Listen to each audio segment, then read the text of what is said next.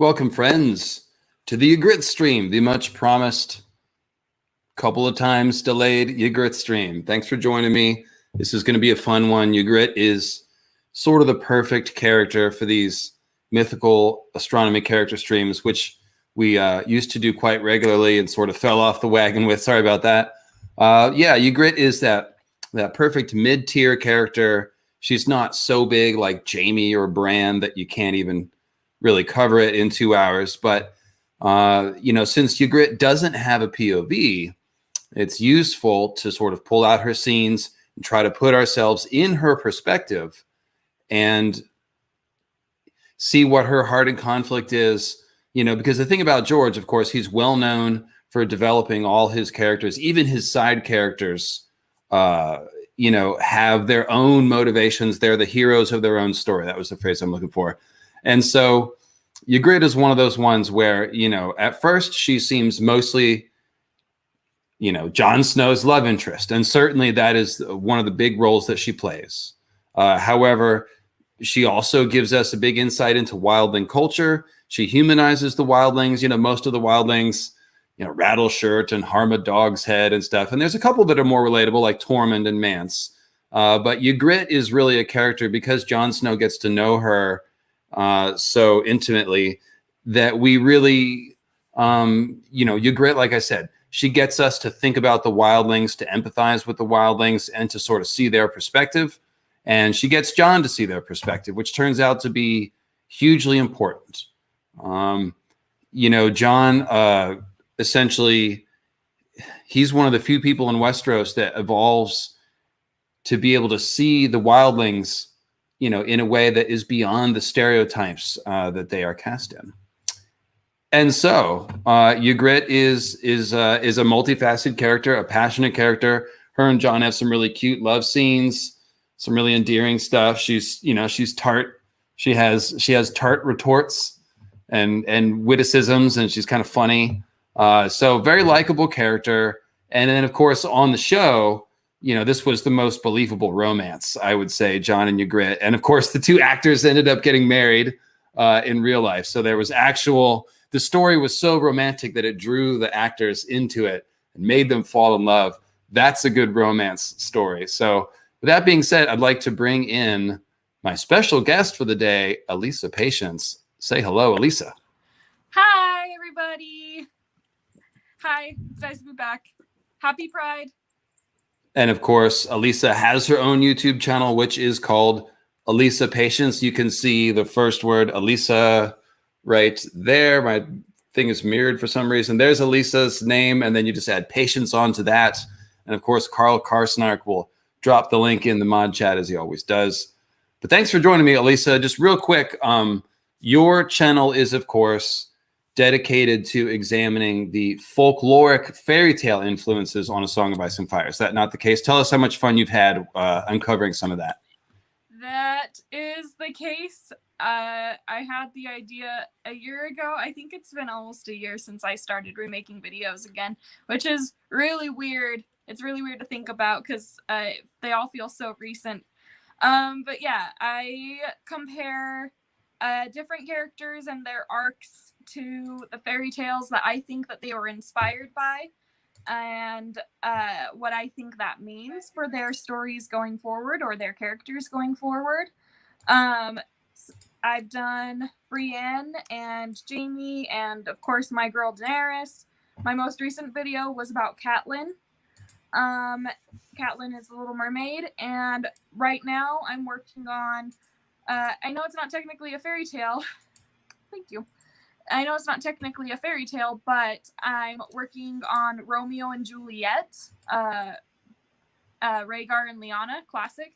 Not technically a fairy tale, but I consider Shakespeare's writing to be fairy tale-esque, if you will, like the older classic ones, because like they're either tragic or funny, as fairy tales are originally, and they usually contain a lesson, which was like one of the points of fairy tales.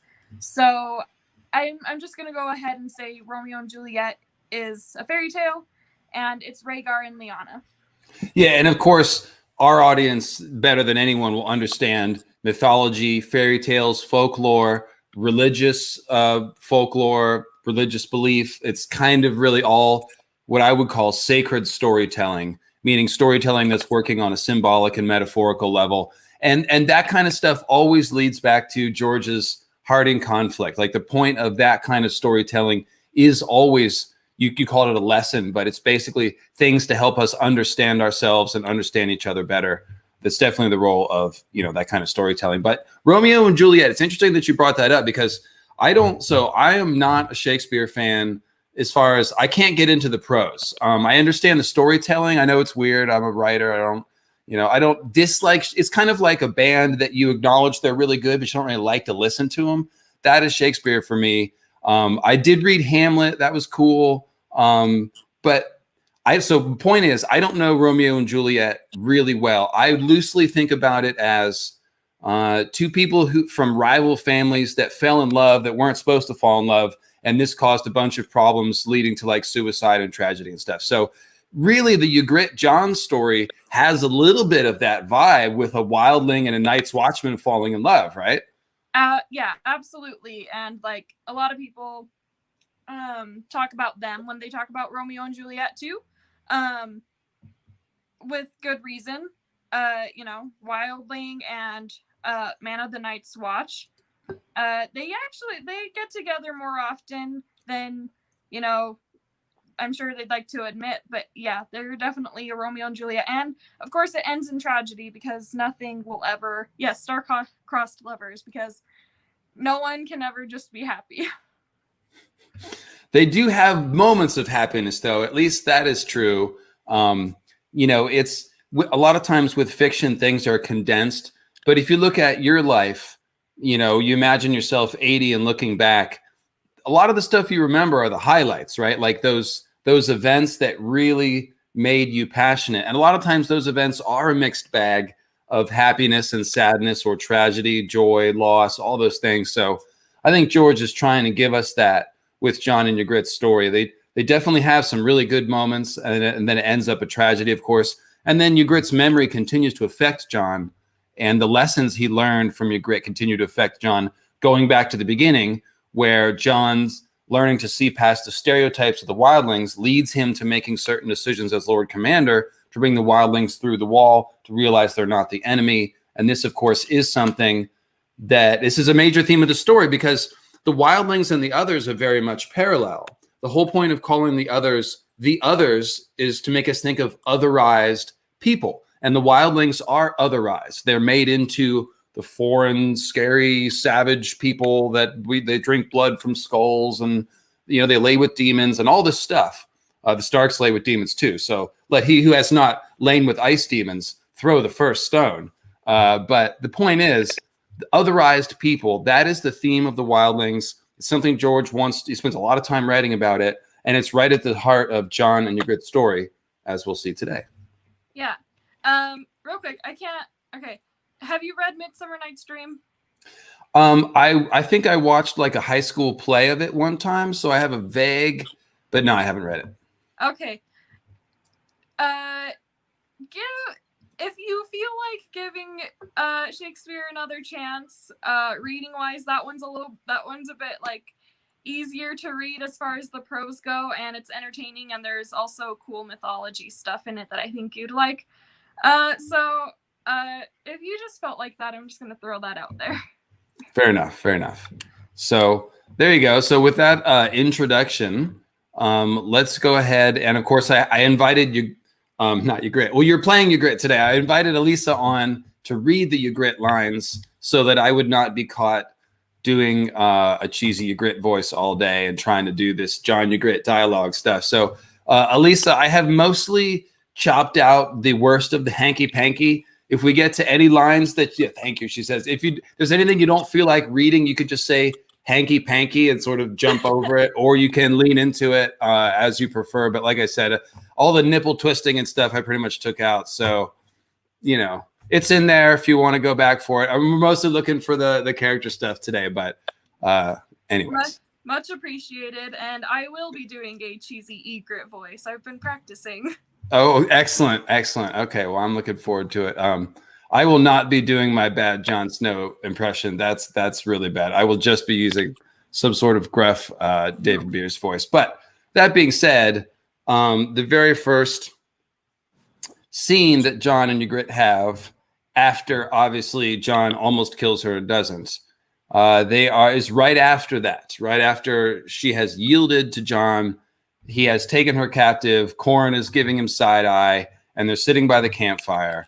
And that's when the Bael the Bard story unfolds, which of course, we'll talk about afterwards. So the warmth of the fire made him realize how bone tired he was, but he dared not sleep. He had taken a captive, and it was on him to guard her. Were they your kin? He asked her quietly. Oh, quietly. Were they your kin? He asked her quietly. The two we killed. No more than you are. Me? He frowned. What do you mean? You said you were the bastard of Winterfell. I am. Who is your mother? Some woman. Most of them are. Someone had said that to him once. He did not remember who. She smiled again, a flash of white teeth. And she never sung you the song of the Winter Rose? I never knew my mother, or any such song. Bael the Bard made it, said Ygritte. He was king beyond the wall long time back. All the free folk know his songs, but might be you don't sing them in the south. Winterfell's not in the south, Jon objected. Yes, it is. Everything below the wall's south to us. He'd never thought about it that way. I suppose it's all in where you're standing. Aye, Ygritte agreed. It always is. This is great. Tell me, Jon urged her. It would be hours before Qhorin came up, and a story would help keep him awake. I want to hear this tale of yours. Might be you won't like it much. I'll hear it all the same. Brave Black Crow, she mocked. Well, long before he was king over the free folk, Bael was a great raider. Sorry, I'm enjoying the chats, enjoying your voice so much. I got distracted. Okay, let's see. I can't wait to read those later. All right. Okay. Let's see. Stone Snake gave a snort. Murderer, robber, and raper is what you mean. That's all in where you're standing too, Ygritte said. The Stark in Winterfell wanted Bael's head, but never could take him, and the taste of failure galled him. One day in his bitterness, he called Bael a craven, who preyed only on the weak. When word had that got back, Bael vowed to teach the Lord a lesson. So he scaled the wall, skipped down right the King's Road, and walked into Winterfell one winter's night with a harp in hand, naming himself Sigurek of Skagos, Sigurek meaning deceiver in the old tongue, that the first men spoke and the giants still speak. North or south singers will always find a ready welcome. So Bael ate at Lord Stark's own table, and played for the Lord in his high seat until half the night was gone.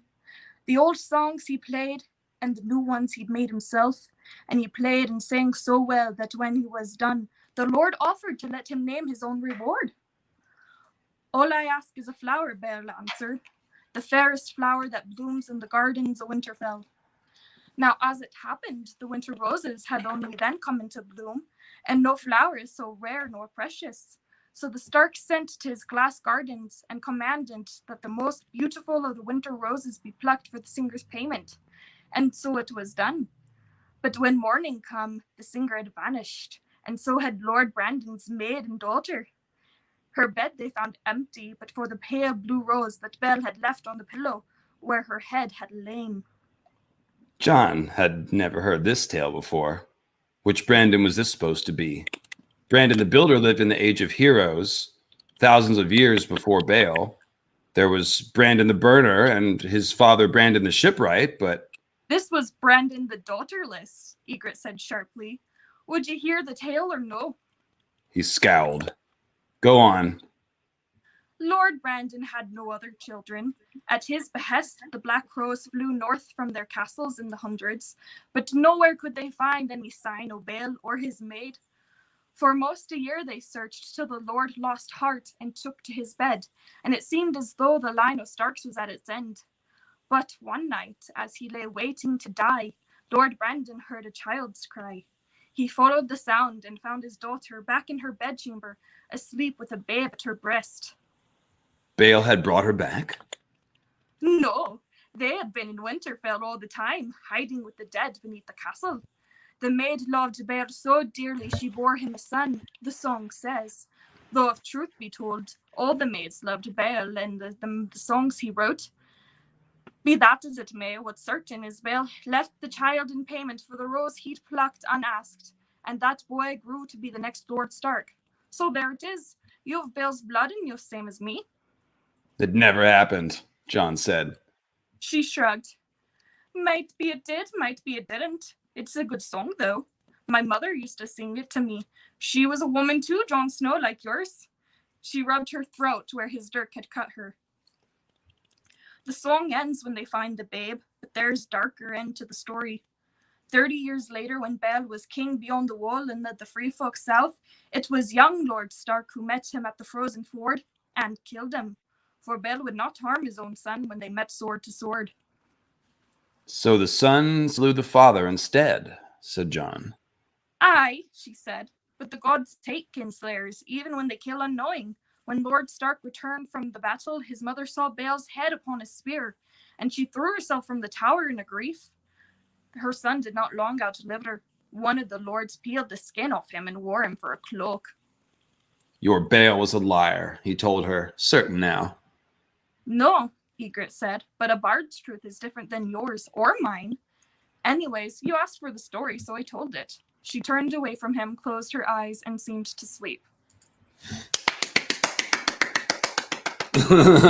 Thank you very much for bringing the color to the Ygritte stream, Elisa. That was awesome. I could see the chat, as you saw, the chat is very enthusiastically enjoying this.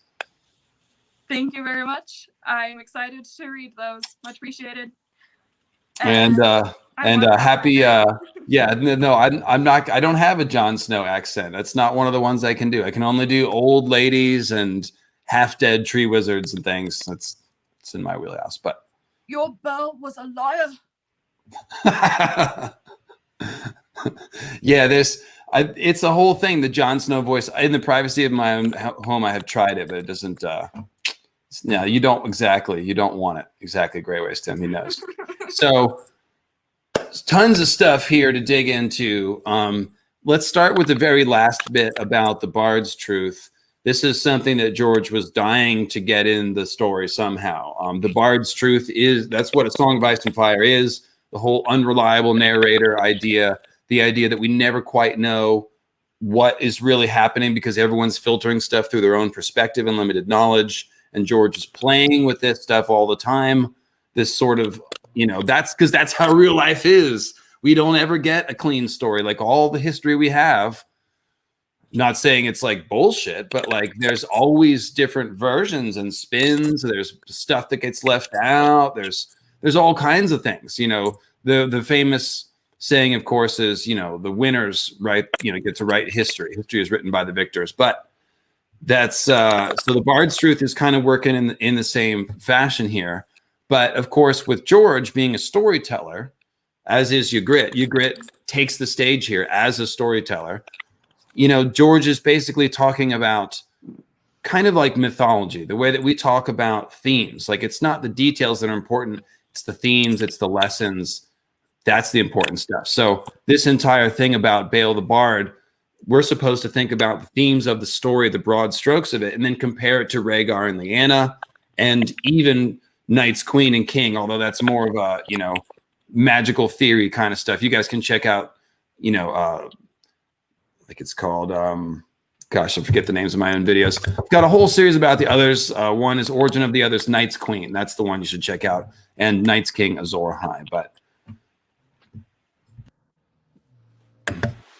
comments, what did you think of the Bale the Bard story the first time you read it? The first time I read it, first time I went through it, I wasn't as perceptive as I am now. But like I wasn't looking for anything at the time. I was just reading books that everyone wouldn't shut up about. But in hindsight, when you reread it and then like you get to the point, you like finish the series, and watching the show obviously has informed my perception of this a bit, because they kind of show us their own little version of it. it's very much a Rhaegar and Lyanna type story, or almost actually kind of almost exactly what happened, except the rose was given to the girl, not the bard, and he wasn't rewarded for being a good singer. He was rewarded for winning the tourney. But it's still a beat for beat foreshadowing of what happened between Rhaegar and Lyanna. Yeah, it's a story within a story that sort of casts light on one of the bigger mysteries of the story. And it also is one of the things that clues us into the idea that Rhaegar and Lyanna probably was a romance, and not the rape and abduction that Robert claims it is. Hi, patient with a super chat. Please read Ygritte's anarchist speech. I think I have that in here. I'm not sure exactly which one you're talking about. She's full of anarchy and piss and vinegar. But I'm pretty sure I got it. So if I don't, we'll check in later and see. I don't even know what specifically they're talking about. There's a couple. I think it's attached to the Last of the Giants story when she talks about that. But yeah, real quick, I am taking questions and comments, by the way, on your grid. Obviously, don't send me something totally random or whatever. But PayPal.me, Mythical Astronomy, as always, I'll check those during the stream. You can send in a question or comment in the comments field there. And then, of course, you can also use the super chat function if you want to make a point about your grid or have a question that you'd like to see us discuss. So just real quick, the whole thing with the Bail the Bard deal is... let's see here. Essentially, the idea is we're gonna. I was gonna say I almost forgot. It's like also Mance, but that's a. Yeah, so Mance plays. This also is definitely something that Mance bounces off of, and Mance doesn't. He steals fake Arya Stark. He doesn't steal her personally, but he gets Theon to steal her and aids in the deception. So there's still a Stark maiden being abducted or rescued or carried off in a sense. There's also an echo with Peter Baelish and Sansa. Peter and so basically Peter Baelish, okay, so he's got the Bael, the name in his name, and then although he's not a bard, he has Marillion right next to him the whole time, who is the bard figure. So the two of them together give you the Bael and the bard. They abduct Sansa from King's Landing, and then Marillion the Bard sings Sansa the song of the roadside rose and talks about plucking roses and comparing Sansa to a rose. So it's echoed there as well. And then, of course, I believe there's, like I said, a Knights, King, and Queen thing. But the main thing is Rhaegar and Lyanna. Obviously, Rhaegar gives Lyanna the crown of blue roses and, quote, carries her off. They go to the Tower of Joy. The thing is, though, that, okay, so check this out. This is the deeper parallel that I like. Bael the Bard abducts his Stark maiden down to the crypts, right? Whereas Rhaegar takes Lyanna to the Tower of Joy. But then when Robert goes to the crypts, he makes the comment that Rhaegar has her forever in hell or in the afterlife. And we see Lyanna's statue down in the crypts. So symbolically, Rhaegar has carried Lyanna to the underworld, just like Hades and Persephone, and just like Bael the Bard and the Stark Maiden hid in the crypts. So there's layers and layers of, it's basically Hades and Persephone is the framework underneath of it. Yeah, also, just another thing to add on to your Hades and Persephone thing. When Persephone goes to the underworld, it's winter on top in the not underworld. And she's in Winterfell. She's buried in Winterfell. I just wanted to point that out. Sounds like it's a bit close to the desk keyboard. So it seems like we need to get you louder, and there's some clicking sounds. Okay. I can turn myself down a little, but I'm at the volume I usually am at. I can be louder. The clicking is my keyboard, but the static sounds, I don't know what that is. Okay, no, that's the keyboard then. So when you're typing, just mute yourself, basically, so that doesn't come through, because it's coming through pretty loud. What kind of microphone are you using? My iPhone? Oh, just the phone itself? Yeah, I have it perched so that it's not like being chaotic today. Okay, cool. All right. Well, you might not be able to type then, I think, because there's not going to be an easy way for you to mute and unmute, is there? I'm typing on my laptop. Okay. Well, then I don't think it is the typing. I think there's some other. Well, I will turn myself down a little bit. Sorry, guys, I don't know what's up. Yeah. Okay. Well, we'll work with it. So let's see here. Do you have do you have the headphones you could try? They're Bluetooth. Is that? You could try it. Sometimes those work well. Sometimes there's a lag, but I was thinking it might give you a better microphone that's closer to your mouth, maybe. Okay, I'll try it. Cool. Thanks for being patient, everyone. Yes, I appreciate me. So just to sketch out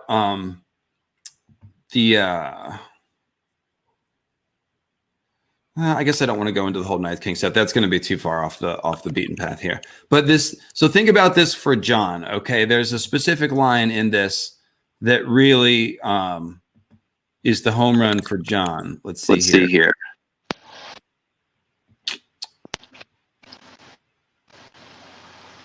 Testing. Okay, so go ahead and talk a little bit. This is a test, and only a test, of the Salt Lake City Fire Department. That's kind of what it sounds like. Let's roll with that for a minute and see how that goes. Okay. And I would say that it's pretty sensitive, so you no longer have to try to speak up and talk loud. You can use a soft voice. Oh, is it super loud in your ear? Can you turn it down? Yeah, and you're picking up. Yeah, I'd say kill it. Okay, I tried. Sorry. Yeah, it was better before, definitely. Again, thanks for bearing with us as we figure this out. You guys got to go subscribe to Elisa's channel so she can afford new equipment.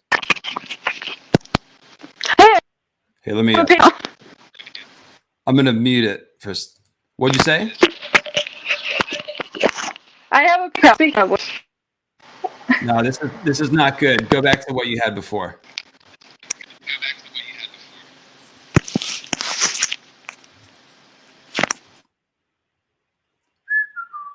Salt Lake Fire Department use salt water for their hoses.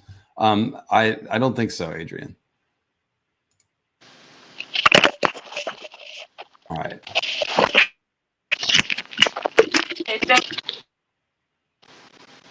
All right, talk for a bit. It sounds like your headphones are still hooked up.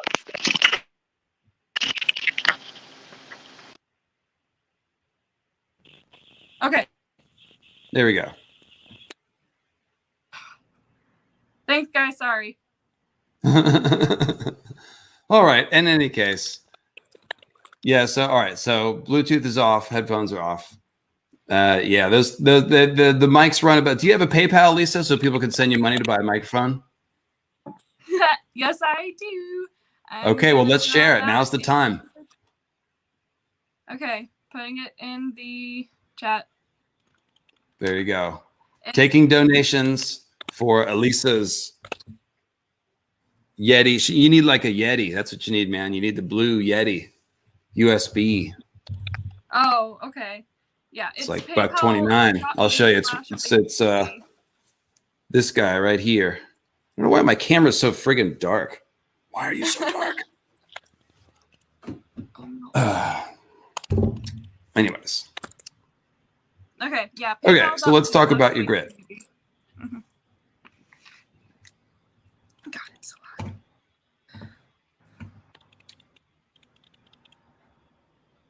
There you go. It's paypal.com/ it's just paypal.me/awakening beauty. So that's easy. Yep. That's the same as paypal.me/mythical astronomy. That's all you have to put in. You don't even need a PayPal account. It's very easy.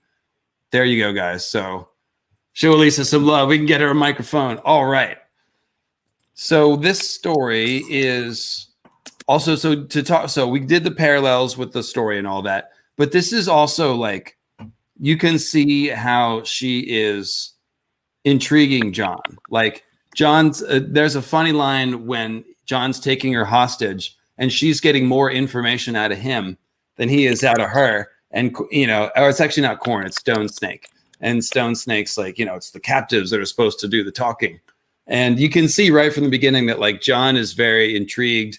And then throughout this story, it's very like it's playing with, the history of him and her. And basically, what is she saying through the story? That they have the same blood, that they're common. And so this is already starting to chip away at this idea that the wildlings and the Northmen are these different people. And so the first thing she tells him is, we're of the same blood.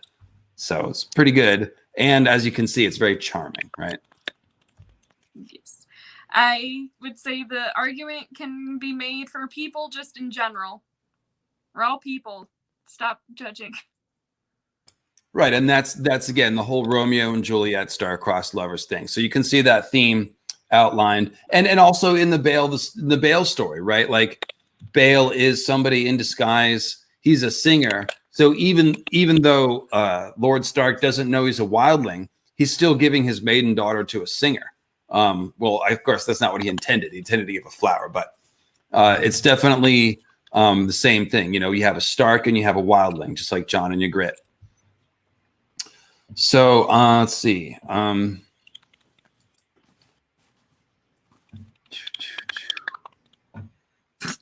So let's go back. This is the actual one where Jon can't execute her. So this is right before the one we just read. You with me, Elisa? Yes, I'm looking.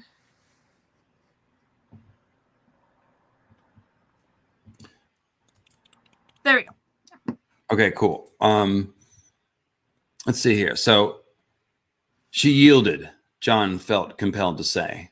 Corrin's face was impassive. Do you know who I am?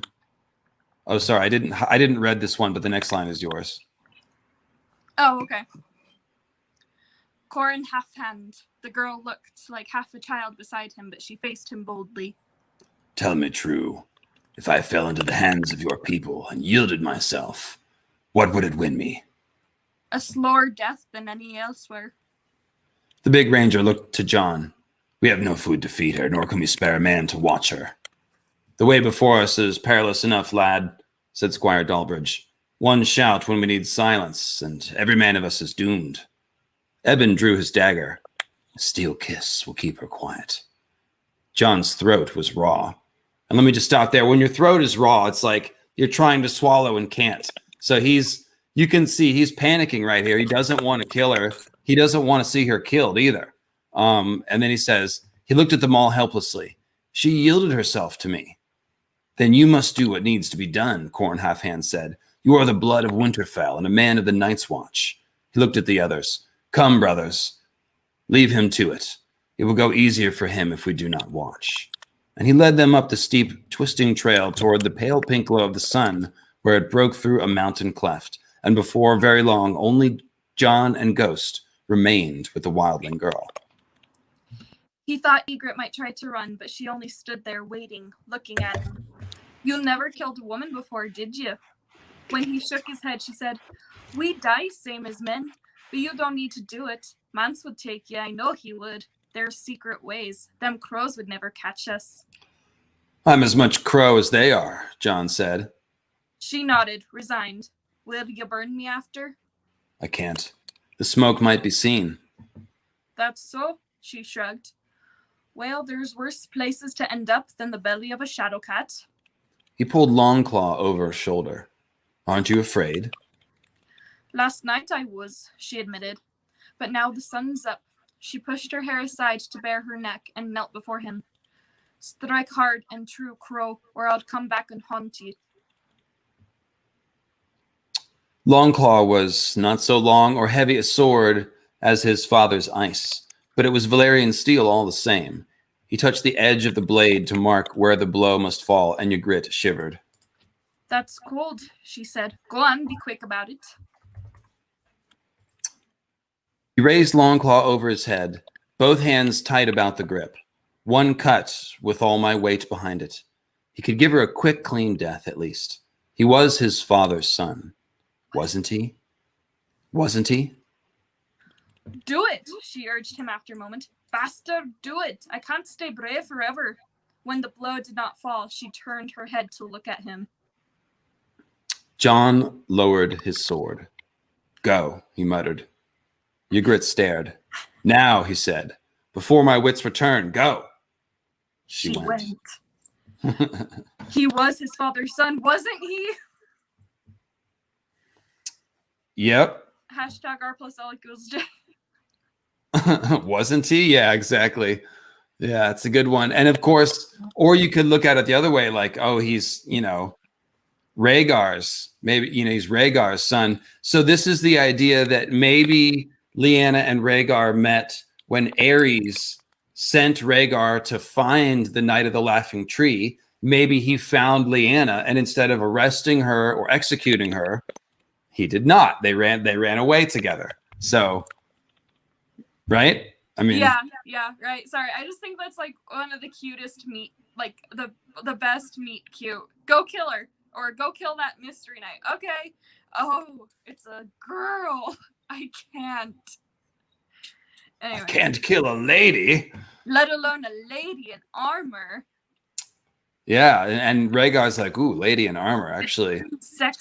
Kind of sweet, yeah. So there we go. Yeah, and thank you, mods. So next scene is, let's see, is there anything else we want to say about that?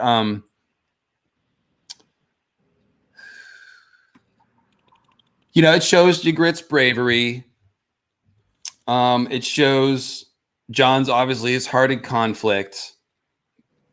And the greater point I want to get to is kind of the question of, like, did Jon make the right decision when he turned his back on Ygritte and the wildlings and fled back to the Night's Watch? It's a tough one. You can certainly make the argument that he did the right thing because he's keeping his vows. He said his vows first, blah, blah, blah, blah. But when you really look at it, it's like, is it even fair for the Night's Watch to sit there and keep the wildlings out of Westeros? It's kind of not. And Jon comes around to that belief later after thinking about it. So it's one thing to obviously lead, to fight with a band of wildlings and attack Castle Black versus him deciding to really just let them through officially. But I think it's definitely a question that we're supposed to wrestle with, right? Yeah, I mean, I think, like, in terms of the law, okay, I truly believe Ned Stark would not have done it. Ned Stark would have just killed her. He would have done what he was told. But, so, like, it depends. So, like, Ned Stark is, like, lawful good, and then Jon Snow is more, like, neutral good. He's able to look past the law and what he was told to do, and do what he thinks is the actual right thing. And that's definitely something a lot of characters in A Song of Ice and Fire have to wrestle with, isn't it? Mm-hmm. Yeah. And remember, this is where we have to remember that, like, George is a hippie. George is a deadhead. Like, George is not necessarily all about just following the law, whatever it says. Like, he's going to be somebody who questions that and is going to hold personal morality, above a corrupt law, like any good person should, in my opinion. But there we go. So good scene, shows Ygritte's bravery, shows Jon's heart in conflict. And of course, turns out to be super convenient when Jon is stuck in this position of trying to then go over to the wildlings, Ygritte, of course, speaks up for him. So you have the quote ready. Jon goes over to the wildlings, Elisa. Okay. Cool. And I will just say for our mods, our audience is usually very, very polite. So there's not a lot of modding that needs to happen. So when a rogue scoundrel does, show up in the chat, it's kind of like, wait, what's going on here? At first, people might think, oh, is it a joke meant in good humor? But thanks, we took care of it. So thanks, guys. And thank you, the rest of you, for being a wonderful audience, as you always are. So here we go. And I'll just say we got 270 watching. So please, everyone, click the like button if you haven't already. And make sure you're subscribed to Alisa Patience's YouTube channel, as well as, of course, the Lucifer Means Lightbringer channel. So Jon goes over to the wildlings. It says, face reddening, Jon descended the slope to where Rattleshirt sat his horse. And this is right after he's, Qhorin is like, oh, you want to go? Then go over to your new masters. And Jon turns red and basically walks down to the wildlings. So it says, Jon descended the slope to where Rattleshirt sat his horse. The wildlings stared at him through the eye holes of his helm and said, the free folk have no need of cravens. He's no craven. One of the archers pulled off her sewn sheepskin helm and looked out and shook out a head of shaggy red hair. This is the bastard of Winterfell who spared me. Let him live. Jon met Ygritte's eyes and had no words. Let him die, insisted the Lord of Bones. The Black Crow is a tricksy bird. I trust him not. On a rock above them, the eagle flapped its wings and split the air with a scream of fury. The bird hates you, Jon Snow, said Ygritte, and well he might. He was a man before you killed him. I didn't know, said Jon, truthfully, trying to remember the face of the man he had slain in the past. You told me Mance would take me. And he will, Ygritte said. Mance is not here, said Rattleshirt. Rhaegar got him. The big spear wife narrowed her eyes and said, if the crow would if the crow would join the free folk, let him show us his prowess and prove the truth of him. I'll do whatever you ask. The words came hard, but Jon said them. Rattleshirt's bone armor clattered loudly as he laughed. Then kill the half-hand bastard. As if he could, said Qhorin, turn Snow and die. Then the boys fight. Of course, Jon Snow wins. And Ghost, helps him out. And then Jon is very sad. He's on his knees. Qhorin is dying. And it says, get him up. Rough hands dragged him to his feet. Jon did not resist. Do you have a name? Ygritte answered for him. His name is Jon Snow. He is Eddard Stark's blood of Winterfell. Rhaegar laughed. Oh, wait, no, hey, that's not me. It is. Rhaegar is the old spear wife. I was going to have you do that voice too. Sorry. Oh, I didn't know Rhaegar was a lady. All right. Rhaegar laughed. Who would have thought it? Qhorin Halfhand slain by some lordling's by-blow. Got him. That was Rattleshirt, still a horse. The eagle flew to him and perched atop his bony helm, screeching. He yielded, Ygritte reminded him. Aye, and slew his brother, said a short, homely man in a rust-eaten iron half helm. God, that's a weird sentence. I've literally never said that before. Rust-eaten iron half helm. Okay, Rattleshirt rode closer, bones clattering. The wolf did his work for him. It were foully done. The half-hand's death was mine. We all saw how eager you were to take it, mocked Rhaegar. He's a warg, said the Lord of Bones, and a crow. I like him not. A warg he may be, Ygritte said, but that has never happened us. Others shouted agreement. Behind the eye holes of his yellowed skull, Redshirt's stare was malignant, but he yielded grudgingly. These are a free folk indeed, thought Jon. You're muted. Muted, sorry. And of course, that was Jon's inner monologue. I highlighted it for Elisa accidentally, but yeah, he thinks to himself, these are free folk indeed. And then it says, they burned Qhorin Halfhand, bloody, bloody, bloody. They diced for the gear. Ygritte won his cloak. And then Jon asks, will we return by the Skirling Pass? He did not know if he could face those heights again, or if his Garen could survive a second crossing. No, she said, there's nothing behind us. The look she gave him was sad. By now, Mance is well down the milkwater, marching on your wall.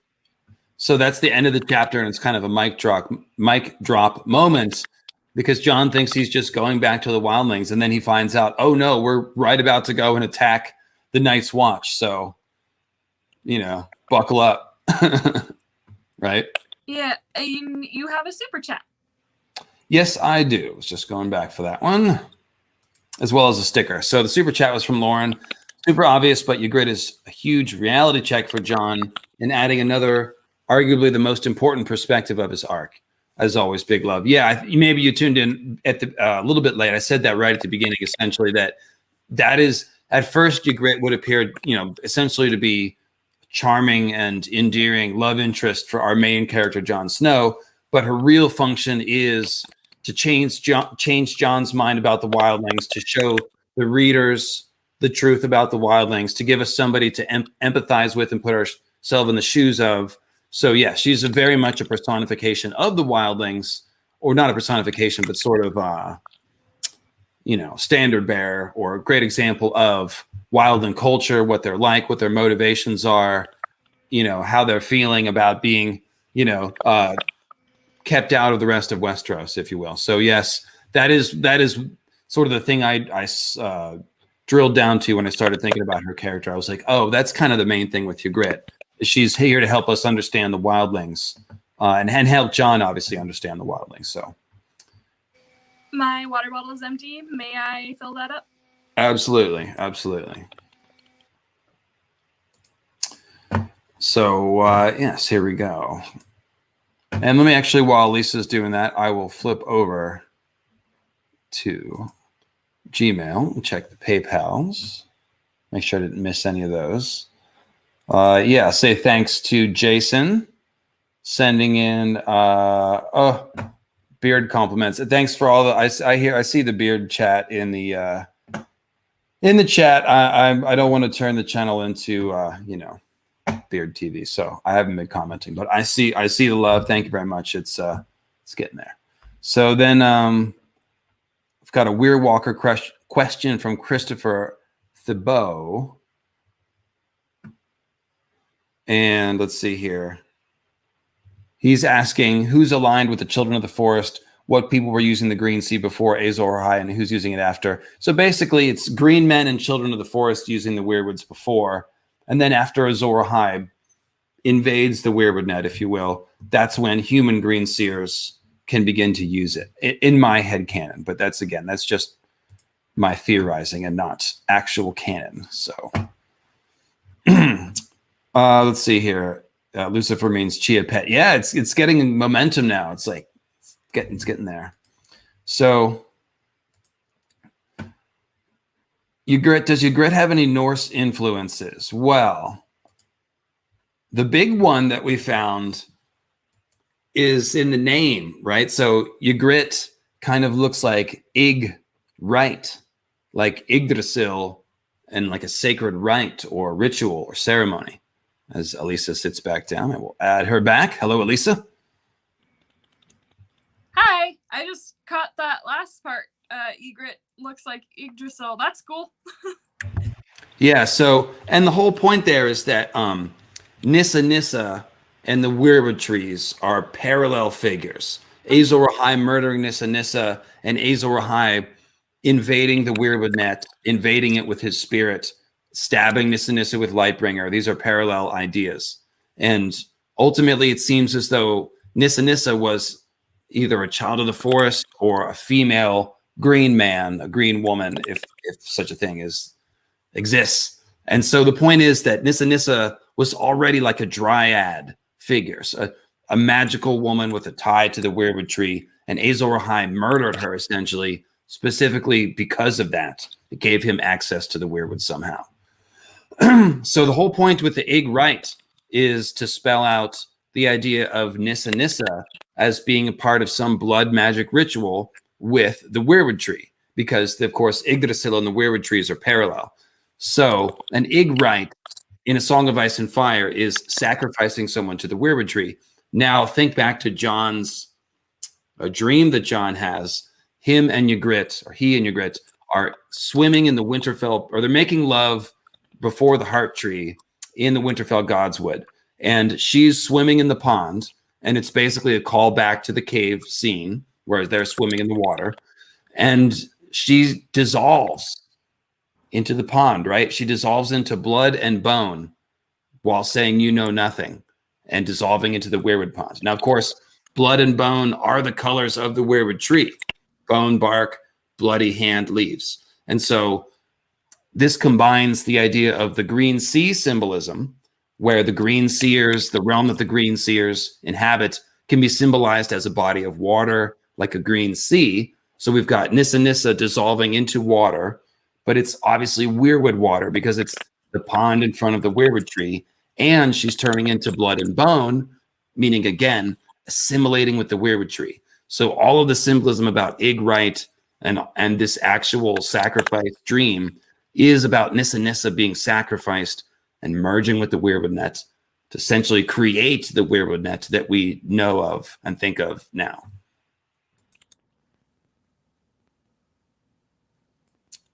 There you go. Thank you. I love always getting a rundown of the different kinds of weirwoody stuff that shows up that you might not be looking for. But Talk Studios had just asked that question basically as you were saying it. Oh, perfect. Yeah. Perfect. And it's similar. Dany has similar scenes where, if you remember, she goes into the womb of the world, which similarly to the pond in Winterfell is a black body of black water that supposedly doesn't have a bottom. That is said about the womb of the world and about the Winterfell pond. So Dany goes into the pond, and then we have that line about the moon shattering and reforming on the surface of the water. And of course, Dany is a moon woman. So we're supposed to understand this is like a baptism or a rebirth scene for Dany. She's being transformed and reborn just like the moon is in this body of water. So it's a similar situation with Ygritte dissolving into the Weirwood pond. And I love parallels between Daenerys and Ygritte because they're very different characters, but I think they're both really important. They're their own characters, but they're both important in looking at Jon's character too. And I've noticed that people like to pit them against each other, probably because it's like a ship thing or whatever.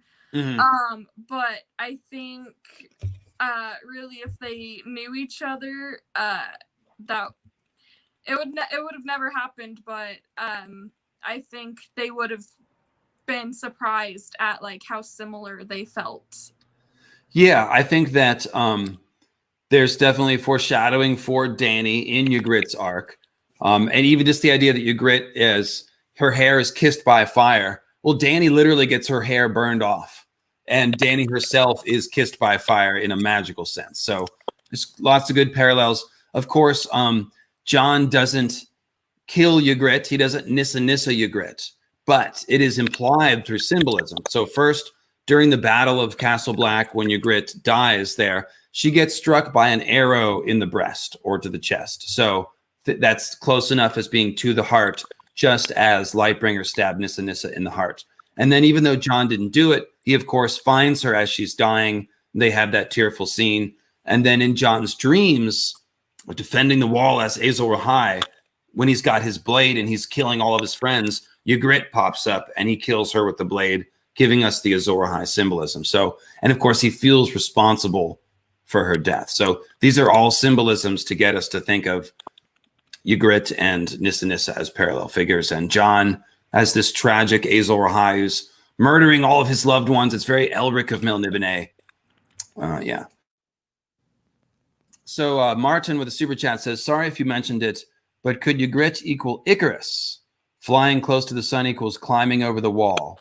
Only in a really like a loose thematic way. There's not really any Icarus symbolism. Like Bran gets some Icarus symbolism with the wings, and there's actually a sun at the top of the tower, Jaime, and stuff like that. I'm not sure if Ygritte would qualify for that. But I guess the name Ygritte, like a baby eagle, could imply her with wings in that sense. But I'm not sure. It's hard for me, you know, with those parallels. You have to read through the whole arc, looking for the keywords and parallels to the fable to find it. So sometimes it's a little hard for me to say off the top of my head if there is or is not a parallel. But that's not one that has occurred to me. But there's a ton of like reaching too high, climbing too high theme work in the story, like in many character arcs. So that is obviously the theme of the Icarus story. So then Oasis Rules asks, the Watch erased all history of the Night's King. What about the word of mouth tales like Dany Flint? Could she be the Night's Queen? No, I don't think so. But I have wondered about what the meaning of the Dany Flint story is. What's supposed to be the parallel? I mean, obviously we've got a woman dressing up as a man and joining the Watch. Arya does that kind of. At least she begins to when she's hanging out with the Night's Watch recruits. And then, of course, Daenerys will symbolically join the Watch in that she'll be with Jon and whatever last hero dozen that we have to go to the Heart of Winter, yada, yada, yada. But beyond that, I'm not really sure. You have any ideas there? The only thing I could think of was Flint makes fires, and it just like adds another connection to the name Dany Targaryen, Fire and Blood Flint. But I can't think of anything else beyond that. But I think it would be interesting to look into. Yeah, specifically, a flint is a stone that makes fire. So it makes you think of like bleeding stars and, you know, meteor stones and things like that. So definitely a name that makes us think of Daenerys Dany. I'm going to go get the cockatoo, Elisa. Could you carry it for a second and maybe take a couple questions from the chat? Chat, oblige us. Fill the dead air. I'll be right back. Oblige me with questions, guys, gals, and non-binary pals. I'm glad you guys appreciate my accent. I worked really hard on it. What is the metaphysical layer in the plot? What does her death represent to Jon in a future decision he may have to make? As much as I want Daenerys to live, it's probably not going to happen. And I think he will have. I think this Jean-Luc Picard. I think her Ygritte's death representing to Jon in future decision will it foreshadows the decision he'll have to make to kill Daenerys in order to end the White Walker threat one way or another. I don't like to think about it too much, but you know. Let's see, Jafar Cowie. Do you think N plus L equals J is true? N plus L equals J? If you meant R plus L equals J, yes. I don't know. No N plus L equals J. No. Don't let them troll you. Bad chat. Bad. Trolling Elisa with N plus A equals J. As soon as I step away, they know better than that. They said N plus L equals J. I don't know what that is. Any of that stuff. As Ned and Lyanna, are they proposing Starkcest? This is terrible. Starkcest. Naughty chat. Naughty chat. Cleo, my girl, my fellow. Yes. She's the quiet one, so she gets to come out. What a good girl. Yeah. I actually have 3 birds now. I had a third bird that somebody else took when I moved across the country and back, and I have him back now. But like Goose, he is a bit chirpy, and so I will not subject the chat to that. Maybe at the end. Any case. So where are we here? Let me take the super chat down. #Starkcest. And yes, there is enough incest already. That is correct, Jinty M. You are correct. I'm so unfazed by it at this point. I'm watching a show right now where like distant cousins like have like weird. They're like distant cousins, so it's like. And you're like, whatever. But I'm like, my friends are like, ew, that's gross. Aren't they related? And I'm like, I don't. Is that an issue? Yeah. It's like, what do you mean? They're second cousins. Well, that's fine. Whatever. They're not. Of course, Ygritte has different views on that stuff, as we'll read in one of these quotes coming up here. Let's see. Somebody did send me a PayPal though, so let me thank them for that. Oh, Nathan says, thanks for throwing out.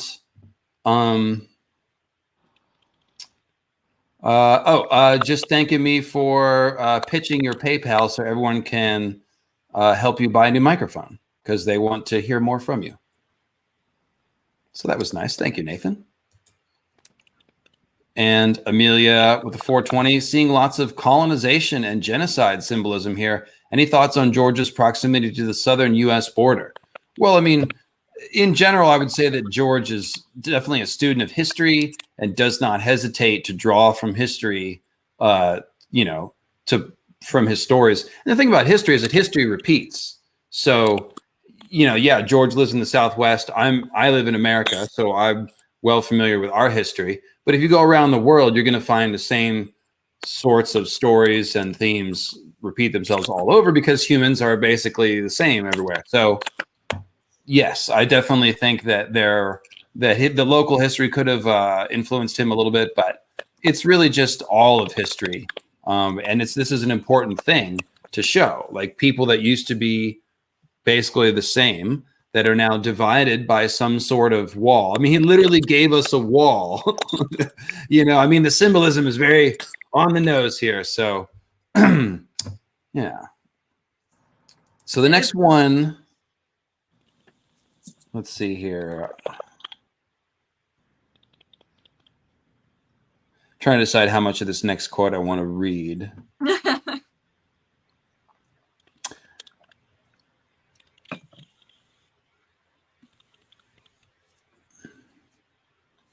Yeah, so let me just skim this real quick. It's basically Jon's just starting to ride with the wildlings now. And, well, let's read it starting where it said, Ygritte rode just behind him. You see that? Second paragraph. Under the Jon rides with the wildlings quote. Oh, okay. Okay, yep. So I'll start with that. Ygritte rode just behind him. In front was Longspear Rick. The Lord of Bones had made the two of them his guards. If the crow flies, I'll boil your bones as well, he warned them when they had set out, smiling through the crooked teeth of the giant skull he wore for a helm. Ygritte hooted at him. You want to guard him? If you want us to do it, leave us be and we'll do it. These are free folk indeed, Jon saw. Rattleshirt might lead them, but none of them were shy and talking back to him. And I just wanted to highlight this little bit because this is a really different kind of a dynamic than anything Jon's ever been used to. And George is sort of showing you how a society functions without cops, without clear laws. It's like everything has to be negotiated on an individual basis between whatever parties are present. Sometimes that's might makes right. Sometimes it's who has the best argument and who can convince the other people around them. People switch bands on their own. So that dynamic is very important. Let me grab the super chat from Justice. Jon often thinks of Ygritte before his assassination. Do you think his ghost will hold the thought of her as closely, or resurrected Jon? Perhaps. Beric, there's a quote from Beric where he of course is engaged to a Dane. And after so many resurrections, he says, there was a woman, a Marcher Lord's daughter that I was engaged to, but I can't remember what her name is or where the castle is. So clearly some part of the memories fade. Beric's been resurrected a bunch of times. Jon's going to be a little different than Beric. So I do think that he'll remember Ygritte. I think the thing is that, like, Jon's got to put all this together at some point, like the truth about Lyanna, his relationship to Ygritte, what it has meant, and then his relationship with Daenerys, when that comes. So I think it's when he's with Daenerys that he'll start to maybe think about all of this in retrospect. But the reason why he thinks about Ygritte so much in Dance is because she's the one who changed his mind about the wildlings. And that is the question that he's wrestling with in Dance, is what to do with the wildlings. So he thinks of Mance and Tormund and Ygritte very often for that reason. Yeah, I was gonna say Ygritte is kind of like she's a core. Okay, in Disney Pixar's Inside Out, core memory is something that like shapes part of who you are, and Ygritte is kind of like that for him now. So and I think it's going to be really hard for him not to think about her, especially when the cause that he dedicated himself to after going through all this got him killed. I think she's gonna be on his mind a lot, especially when he's thinking about eventually when he has to probably sacrifice Daenerys. There's no way he's not gonna think about Ygritte. Say it ain't so, Elisa. I am not a fan of the Jon will Nissa Dany thing unless it's in like a very extremely magical circumstance. That's what I mean, in the magical way, not in the. I know that. I'm pretty certain about the idea that Dany is going to have to and will be willing to sacrifice herself to sort of free the whites from bondage to help end the threat of the others. I do think that's going to have a Weirwood component to it. Dany's death and her sacrifice. Because Nissa and all of the Nissa parallel figures have all that Weirwood symbolism. And then Dany does, that's the reason why she's running around in the green sea, the green Dothraki grass sea in the first book, so that all of her death and rebirth transformation stuff symbolically is taking place in the green sea. Because that's... And now in the Dance of Dragons, it's like the same thing. She's doing the same thing. Exactly. Coming back to the sea for more transformation, rebirth, transcendence kind of stuff. So, yeah. There we go. And then let's see. Keeping going with this quote, there's a little more I wanted to read here. That first night after a long day of horse, they made camp in a shallow stone bowl atop a nameless mountain, huddling close to the fire while the snow began to fall. Jon watched the flakes melt as they drifted over the flames. Despite his layers of wool and fur and leather, he felt cold to the bone. Ygritte sat beside him after she had eaten, her hood pulled up and her hands tucked into her sleeves for warmth. When Mance hears how you did that for Halfhand, he'll take you quick enough, she told him. Take me for what? The girl laughed scornfully. For one of us. Do you think you're the first crow ever flew down off the wall? In your hearts, you all want to fly free. And when I'm free, he said slowly, will I be free to go? Sure you will, she said. She had a warm smile despite her crooked teeth. And we'll be free to kill you. It's dangerous being here, but most come to like the taste of it. She put her gloved hand on his leg just above the knee. You'll see. So that's the best right there. It's dangerous being free. You know, yeah, you can do whatever you want, and so can we, you know, but we might kill you, or, you know, we might put a suggestive hand on your leg with a wink and a nod. So it's Jon's just sort of learning the ropes here. And I like how Ygritte is both charming and sweet, but also like super fierce and hardcore at the same time. So it's very wildling. Like I said, she's quintessential wildling. Yes. Now, let's see. There's the next one that I have is a scene starts off with Jon talking to Tormund.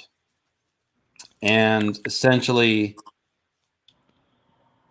at this point, it seems pretty obvious that Ygritte likes Jon, and Jon is being standoffish because he's awkward and he doesn't know what to do.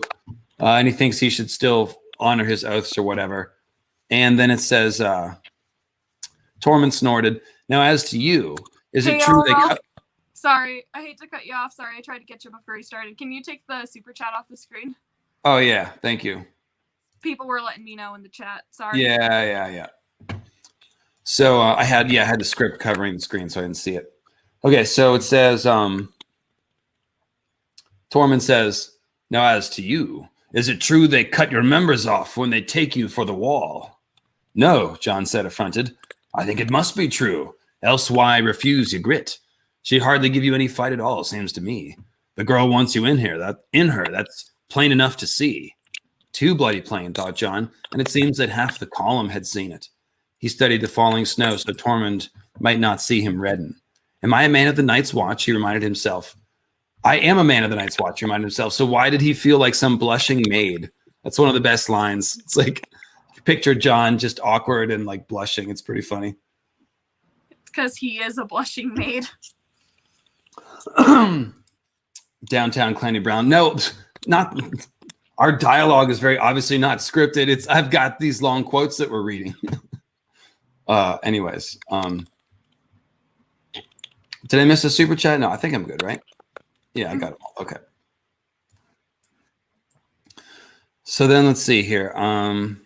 He spent most of his days in Ygritte's company and most nights as well. Mance Rayder had not been blind to Rattleshirt's mistrust of the crow come over. So after he had given Jon his new sheepskin cloak, he had suggested he might want to ride with Tormund Giantsbane instead. Jon had happily agreed, and the very next day Ygritte and Longspear Rick left Rattleshirt's band for Tormund's as well. Free folk ride with who they want. Oh, free folk ride with who they want, the girl told him. And we've had a belly full of vagabonds. Okay, there we go. I got it in. So here's the important part. Every night when they made camp, Ygritte threw her sleeping skins down beside his own, no matter if he was near the fire or well away from it. Once he woke to find her nestled against him, her arm across his chest. He lay listening to her breathe for a long time, trying to ignore the tension in his groin. Rangers often shared skins for warmth, but warmth was not all Ygritte wanted, he suspected. Oh, Jon's very clever, isn't he? Wow. He had taken to using ghosts to keep her away. Old Nan used to tell stories about knights and their ladies who would sleep in a single bed with a blade between them for honor's sake.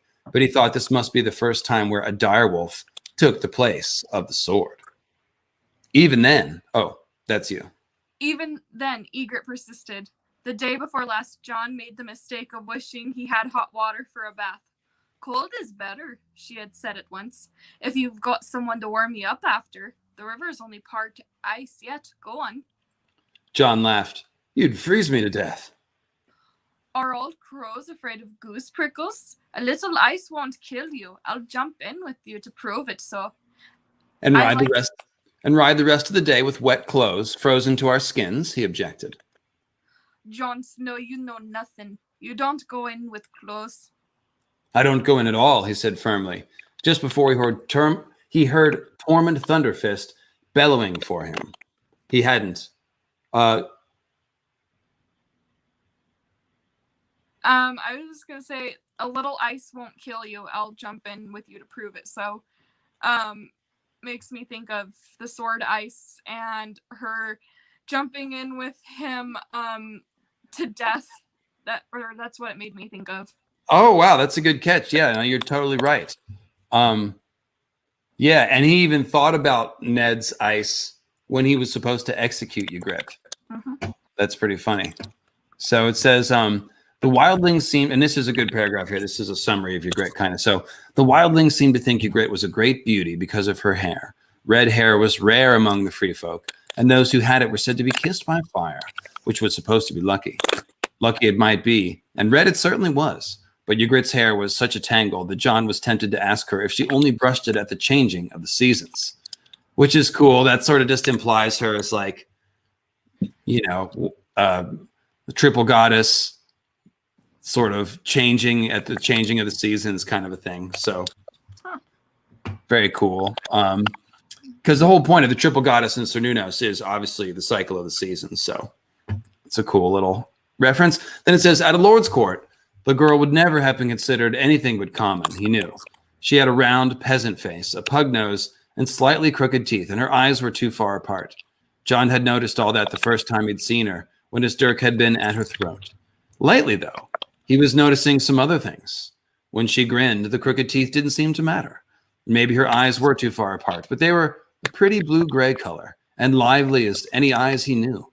Sometimes she sang in a low, husky voice that stirred him, and sometimes by the cook fire, when she sat hugging her knees with the flames waking echoes in her red hair and looking at him, just smiling, well, that stirred some things as well.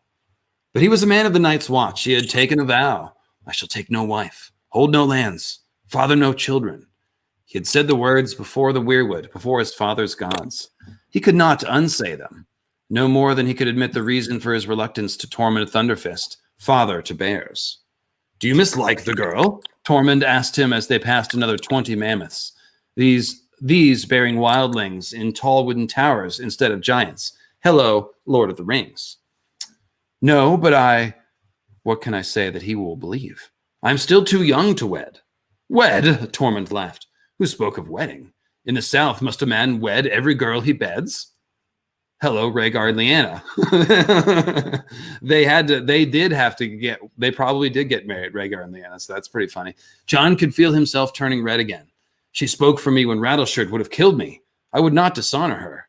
You are a free man now, and Ygritte is a free woman. What dishonor if you lay together? I might get her with child. Aye, I'd hope so. A strong son or a lively, laughing girl kissed by fire, and where's the harm in that? Words failed him for a moment. The child would be a bastard. Are bastards weaker than other children? More sickly? More like to fail? No, but you're bastard born yourself. And if Ygritte does not want a child, she'll go to some woods witch and drink a cup of moon tea. You do not come into it once the seed is planted. I will not father a bastard. Tormund shook his shaggy head. What fools you kneelers be.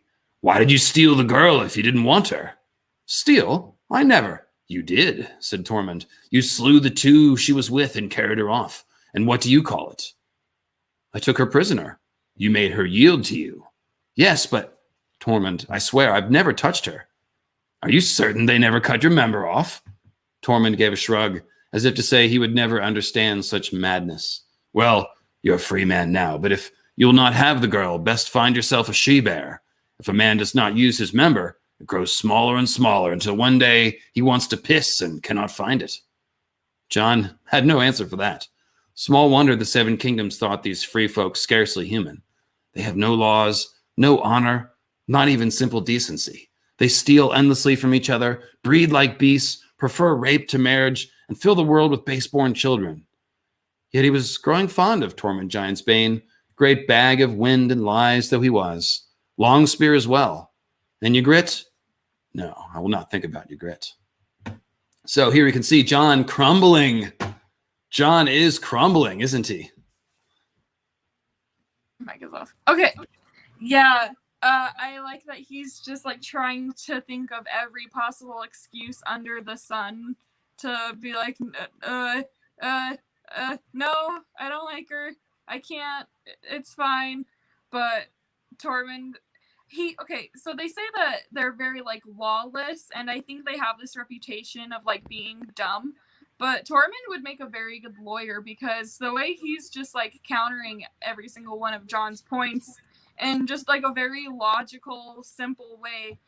And Jon's like, he had no answer for that. I think it shows, how dumb some traditions are, and is part of what's breaking him down. Like breaking down his resistance to appreciate the wildlings for what they are. There you go. And let's see here. Question from SlickWill91. Could there be a connection to Brandon of the Bloody Blade in this quote? I personally think all the subplots echo someone from A World of Ice and Fire. So Brandon of the Bloody Blade is hinted at as potentially an ancestor of House Stark who was a child of Garth the Green. And he, quote, slew so many children of the forest at Blue Lake that it turned to Red Lake because of all the blood. But the whole thing about the Bloody Blade is that it's a metaphor for sex, specifically, taking a girl's virginity. And that is spelled out in A Dance with Dragons with Lady Dustin and Theon. And they're talking about Brandon Stark, Ned's brother.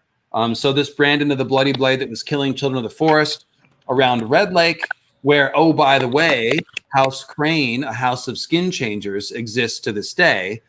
It means that probably we had an ancient Stark ancestor and child of Garth sleeping with children of the forest, having hybrid babies, and it's strongly hinted at that children of the forest women often don't survive giving birth to a hybrid baby like that because they're small and humans are big. So, and Tormund hints at that when he talks about giants and humans interbreeding as well in the same chapter. Cleo, you've got to, I can't just hold you, girl. Here. It's the worst when she doesn't want to go anywhere. She just, okay. So, Hold me. And then, so yeah, I do think that that the entire history of House Stark has to do with children of the forest and humans intermarrying and interbreeding. Obviously, that's the whole point of how they get the skin changer gene and the Warg King and all that stuff. So, yeah, I think there is a reference to that here. And then, Lauren, how much of Jon's guilt through his journey over Ygritte and Halfhand's death will play into things? Will his death null that feeling, or will it still play a part? Well, think about the dream that he has defending the wall. I talked about this in my Odin Origins Jon Snow video, where basically it seems like Bloodraven is implanting the dream, and it's mostly preparing Jon for what he has to do. He's got the burning sword, he's defending the wall, but then his guilt creeps in, and instead of wildlings, he's killing the people that he feels guilty about, essentially. So he sees his brother Robb, he sees Ygritte, he sees other Night's Watchmen who've perished, and now he's killing them in the dream because it's acting out his guilt. And then the world dissolves into the red mist of rage, and he's just going nuts. And that's when Bloodraven or whoever tries to wake him up, like, whoa, dude. So clearly George is setting it up that Jon's guilt and rage is something he has to deal with. It can give him animal-like berserker fury or Hednar fury, but it also can confuse the issue and cloud his thinking. So this is definitely going to continue to be an issue for Jon post-resurrection. I wouldn't expect his heart and conflict issues to just evaporate. That wouldn't make any sense for how George likes to write. So good question. Tony 3483 said that he interpreted that dream where he is like just killing people like crazy. He interpreted it as a dragon dream. As a what? A dragon dream. Well, there's not dragons in it. Jon does have a waking dragon dream, though, when he's talking about Melisandre and the dragons with Val. I forget if he's talking to Mel or Val, one or the other. He's either talking about Melisandre or to Melisandre and talking about how she wants to wake dragons. And it says he could almost hear them or almost see them, hear their wings and stuff like that. So it's like a borderline waking dragon dream that Jon has. And I do think that Jon will have actual dragon dreams. It's just that, that's kind of a reveal when it happens. So we're not ready for that. But probably in the next book, So, so people are trying to figure out the reading corner since I can't do Rhaegar anymore with my beard so long. So Victarian's reading corner or reading galley. This is a suggestion. Let's take that under consideration. Just do Jon. But I can't do Jon's voice. We've already established that. Yeah. And plus Jon is too grim, dude. I can't. I'm like too jolly. I'm way more Tormund than Jon. Okay, do Robert. So that's what it would have to be. Is like, basically it's alt timeline Robert. It's like if Robert, instead of drinking and like hating himself, went to a therapist and smoked weed instead, lived to the ripe old age of 41, and hey, looks good for his age because he hasn't been drinking and hating himself. Come here. You're being difficult. Anyways. Yeah, I think he could look like Blackbeard. Lazar Radovanovic thinks you look like Blackbeard. Blackbeard. Yeah, I don't have much pirate energy, though. Well, I guess I do have the parrot. Okay, I stand corrected. But I'm not a thief. All right. Nimble Dick's reading corner. Just have to highlight that because I love Nimble Dick. Robert's drinking corner. Yeah, that's what it would be. It'd just be him drinking his sorrows away. Gods, I was strong. Gods, I was strong. Yeah.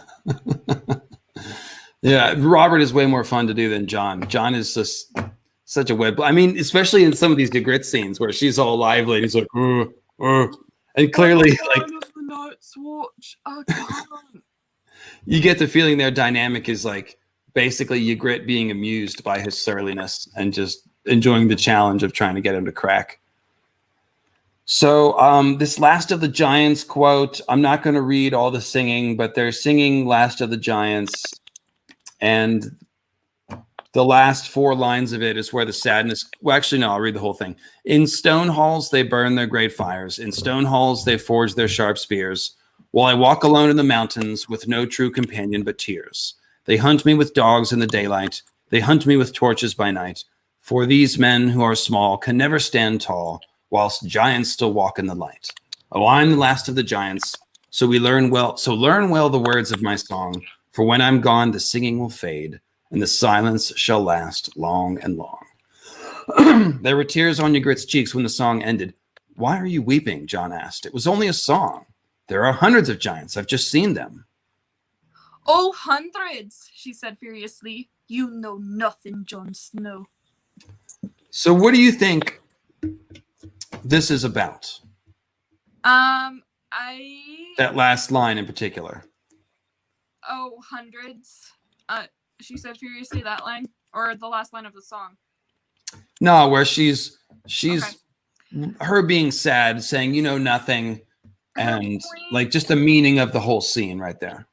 It's the point is that like there used to be way more than hundreds. They were a whole civilization, a whole type of people that are just almost gone now.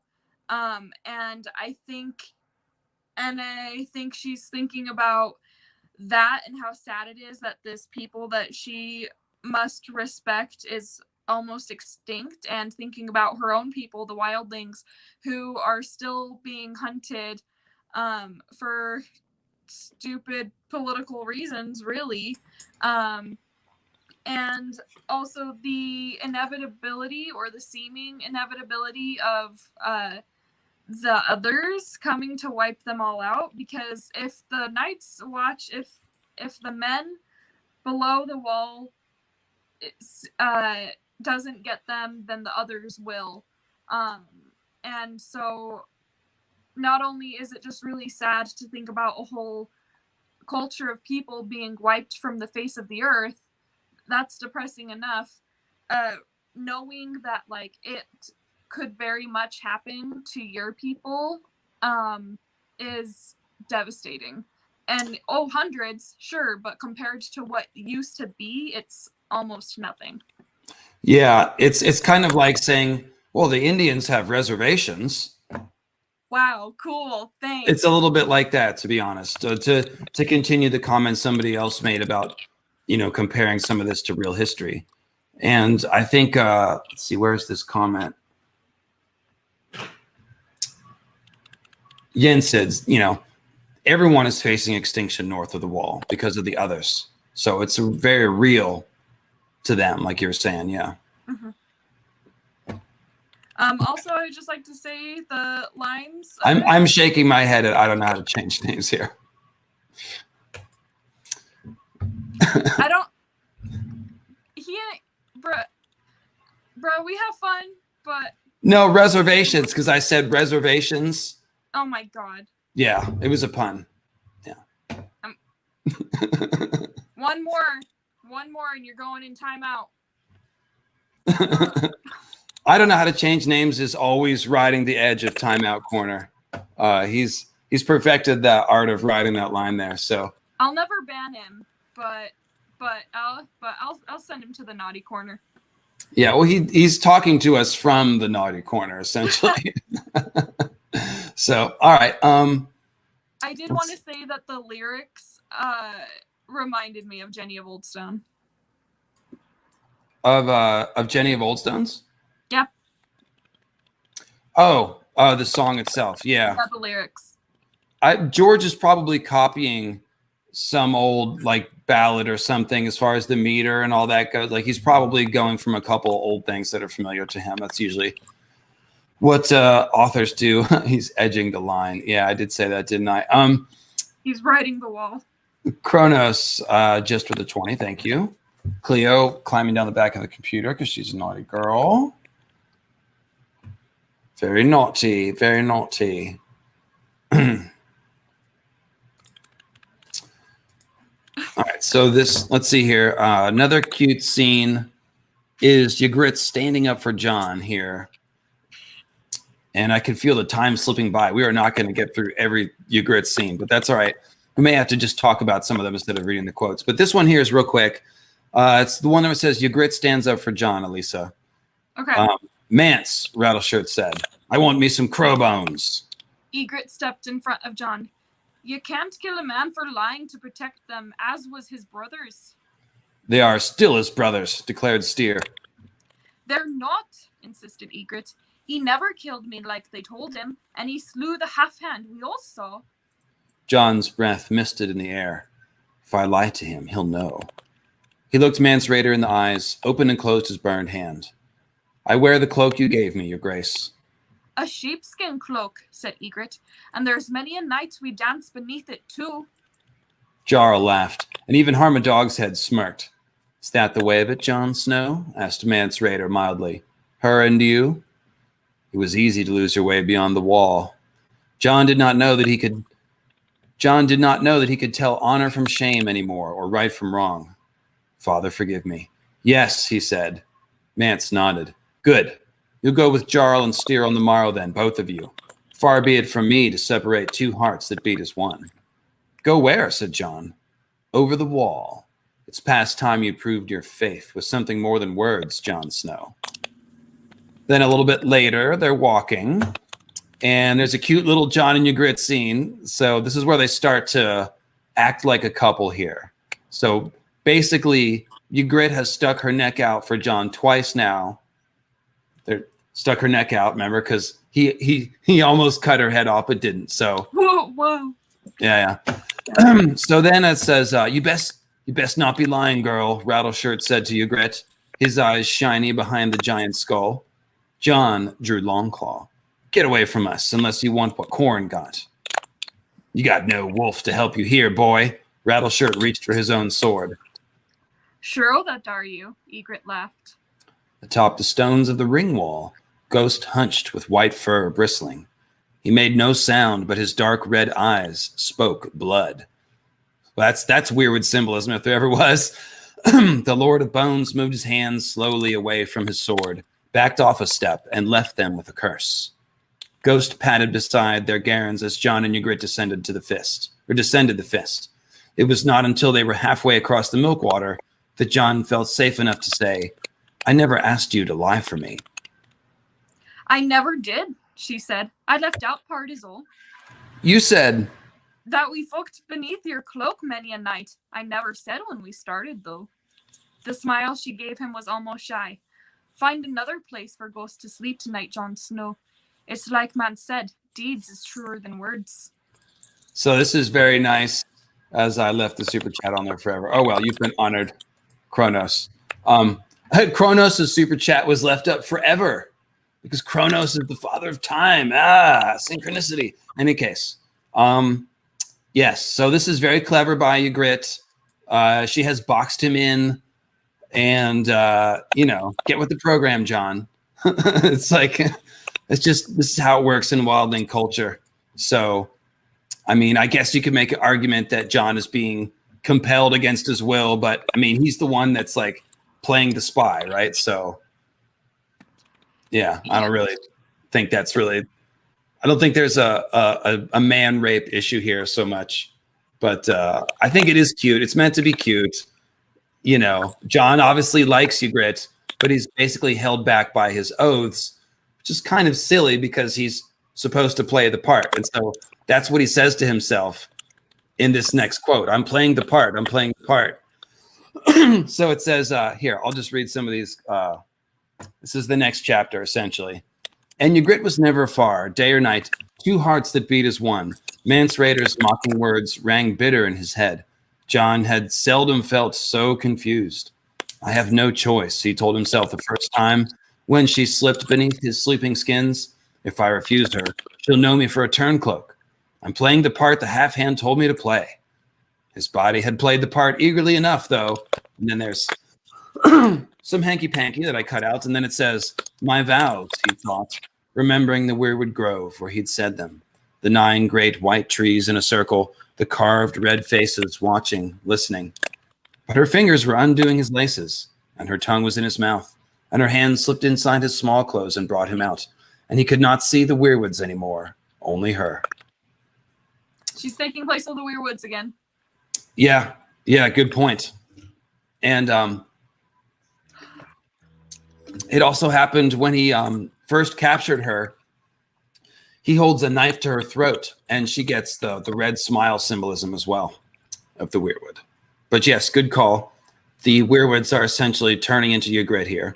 And also symbolically, he's almost like sleeping with her in the Weirwood Grove because he's sitting there, he's with her under the sheepskin dancing or whatever, but he's thinking about being in the Weirwood Grove. So it's very similar to them making love in the Weirwood Grove at Winterfell, isn't it? It's a parallelism there too. Yes, I would say so. Also, I'm dumb. I just realized, oh, her hair's red and she's pale skinned, just like the tree. I probably thought about that before, but just now when it said that it was he didn't see the Weirwoods anymore, only her, I was like, oh yeah. Anyways. Yep, Ghost and Ygritte and the Weirwoods basically all look the same. And even though Ygritte doesn't have red eyes, she's given red eyes, figuratively in a couple of these scenes, or the fires reflecting red in her eyes and stuff like that. So after some more hanky-panky, it says, a part, he tried to remind himself afterward. I'm playing a part. I had to do it, to prove I'd abandoned my vows. I had to make her trust me. It need never happen again. He was still a man of the Night's Watch and a son of Eddard Stark. He had done what needed to be done, proven what needed to be proven. This reminds me of like the Christian parents that like their kids have sex and then they're like, well, you can promise to be a virgin from here on out, and it's still kind of like virginity and the Lord is happy. And it's like, no. Is that a thing? Yeah. I didn't know that was a thing. Yeah. Promise keepers culture. In any case, he had done what needed to be done, proven what needed to be proven. The proving had been so sweet, though, and Ygritte had gone to sleep beside him with her head against his chest, and that was sweet as well, dangerously sweet. He thought of the Weirwoods again and the words he'd said before them. It was only once, and it had to be. Even my father stumbled once when he forgot his marriage vows and sired a bastard. Jon vowed to himself that it would be the same with him. It will never happen again. It happened twice more that night, and again in the morning, when she woke to find him hard. The wildlings were stirring by then, and several could not help but notice what was going on beneath the pile of furs. Jarl told them to be quick about it before he had to throw a pail of water over them. Like a pair of rutting dogs, Jon thought afterward. Was that what he'd become? I'm a man of the Night's Watch, a small voice inside insisted, but every night it seemed a little fainter, and when Ygritte kissed his ears or bit his neck, he could not hear it at all. Was this how it was for my father, he wondered? Was he as weak as I am when he dishonored himself in my mother's bed?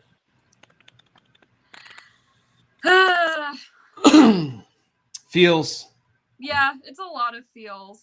It just, a lot of thinking about, we'll talk about your mother the next time we meet, and just that. That's all.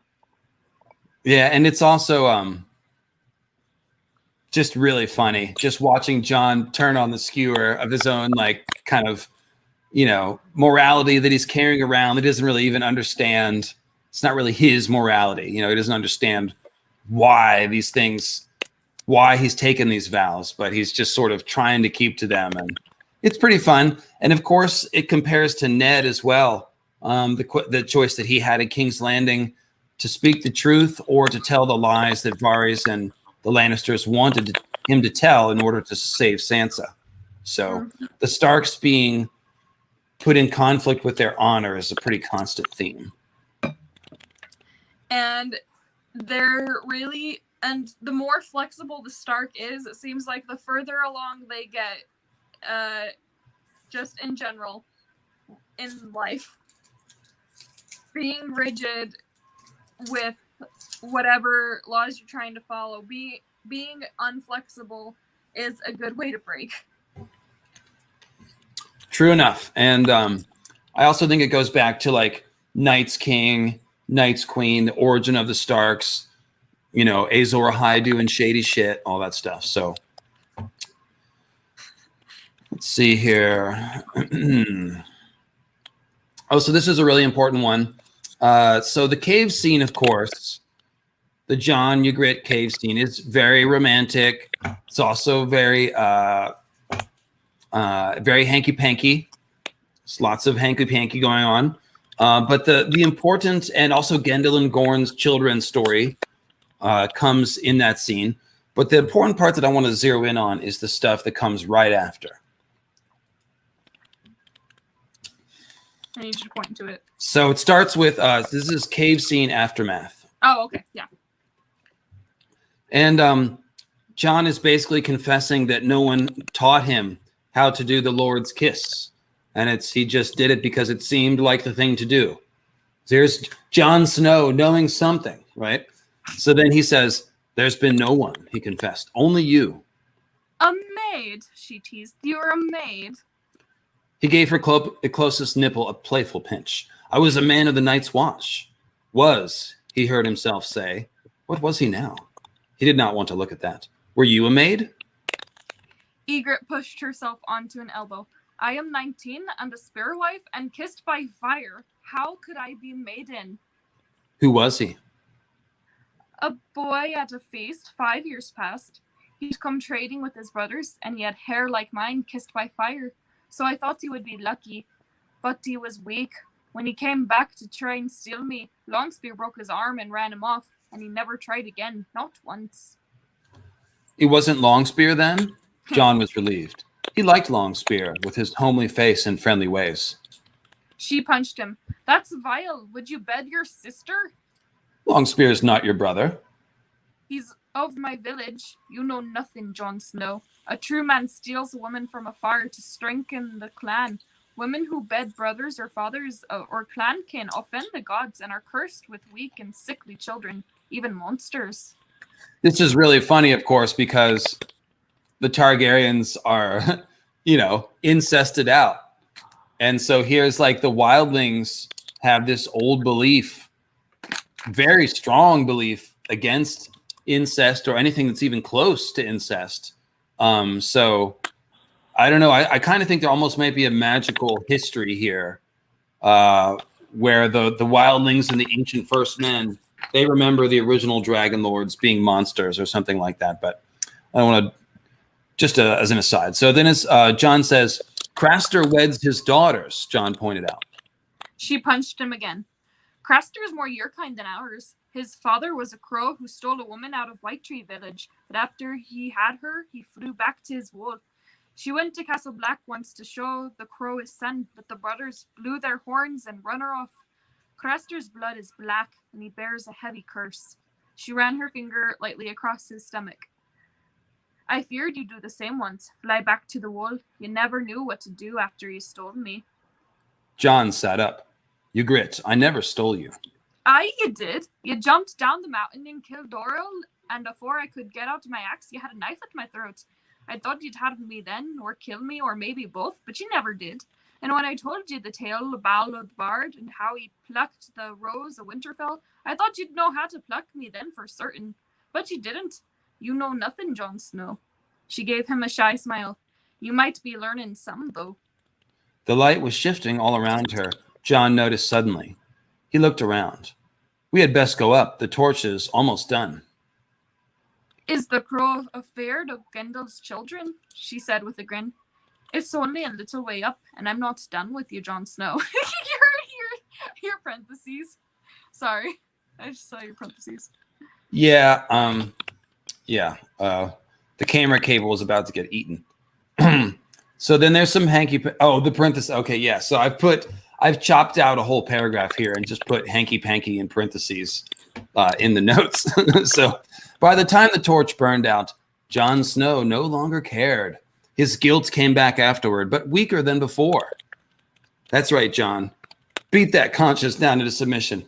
If this is so wrong, he wondered, why did the gods make it feel so good? The grotto was pitch dark by the time they finished. The only light was the dim glow of the passage back up to the larger cavern, where a score of fires burned. They were soon fumbling and bumping into each other as they tried to dress in the dark. Ygritte stumbled into the pool and screeched at the cold of the water. When Jon laughed, she pulled him in too. They wrestled and splashed in the dark, and then she was in his arms again, and it turned out they were not finished after all. I'm gonna skip one of these sentences. Yeah. Okay. Let's not go back to Styr and Jarl. Let's go down inside and join up with Gendo's children. I don't ever want to leave this cave, Jon Snow. Not ever. That was the important part, yes. Not the insertion, but it was there. So, very good. And of course, Jon thinks later Ygritte was right. So this is the crux of, like, you know, Jon's choice here. Because think about how unfair it was that that Ned and Benjen and all them even let Jon join the watch. Like, the Night's Watch is a criminal sentence. Jon doesn't understand that because the Starks have this slightly different idea of the Night's Watch, but it's not fun. And Jon he's not well prepared. They don't sit him down and explain, okay, now look, I know you won't think this is cool, but let me explain, you know, joining the Night's Watch means this, and it means that, and it means this, and it's really going to suck, and blah, blah, blah, blah, blah. And so you see Tyrion breaking the news to him as they go north because he was unprepared. So really, it's like, are you telling me that 15 or 16, I guess he's 16-year-old Jon Snow really has no right to wish or pursue happiness with this girl? You know, when he's kind of been allowed to join the Night's Watch, basically because he's been treated kind of shitty, you know, at home and doesn't really feel like he's got a place or whatever. Like, I think it's at least complex enough to where we can empathize with Jon and Ygritte and think, like, yeah, maybe Jon should have just done that. Maybe they should have run off into the north and found a place to just make a little house or something. But you missed 2 super chats. Thank you. Road not traveled, I guess we'll call that. So, Harangue in Mind, Ygritte is based on the Flemish medieval folklore character Dol Gret. I've never heard that before, so I'll have to. Do you know anything about that? I have to look that up. Nope, I'm gonna have to go down that rabbit hole. Love the goose. So this is not Goose. This is Cleo. Goose is the little gray and green one. But love the guest. You got that part right. That's Elisa. So thanks, Greg. Thank you.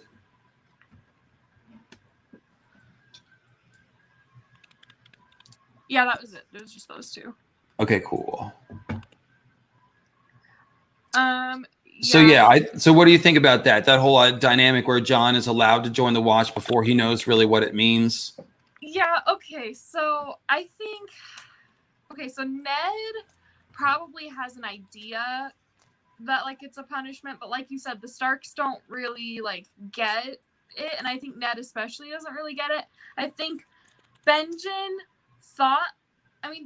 did say, hey, you don't really want to join the Night's Watch. And then Jon was like, no, please, I do. Get me out of here. And I think Benjen didn't, like, tell him more because Benjen knows what's up with the others and everything. He was, like, the first ranger. So, like, he knew what was up, and I think maybe it's, like, even though it's definitely unfair to Jon, I think he had the foresight to know that Jon would be valuable, especially when they don't have enough men as it is.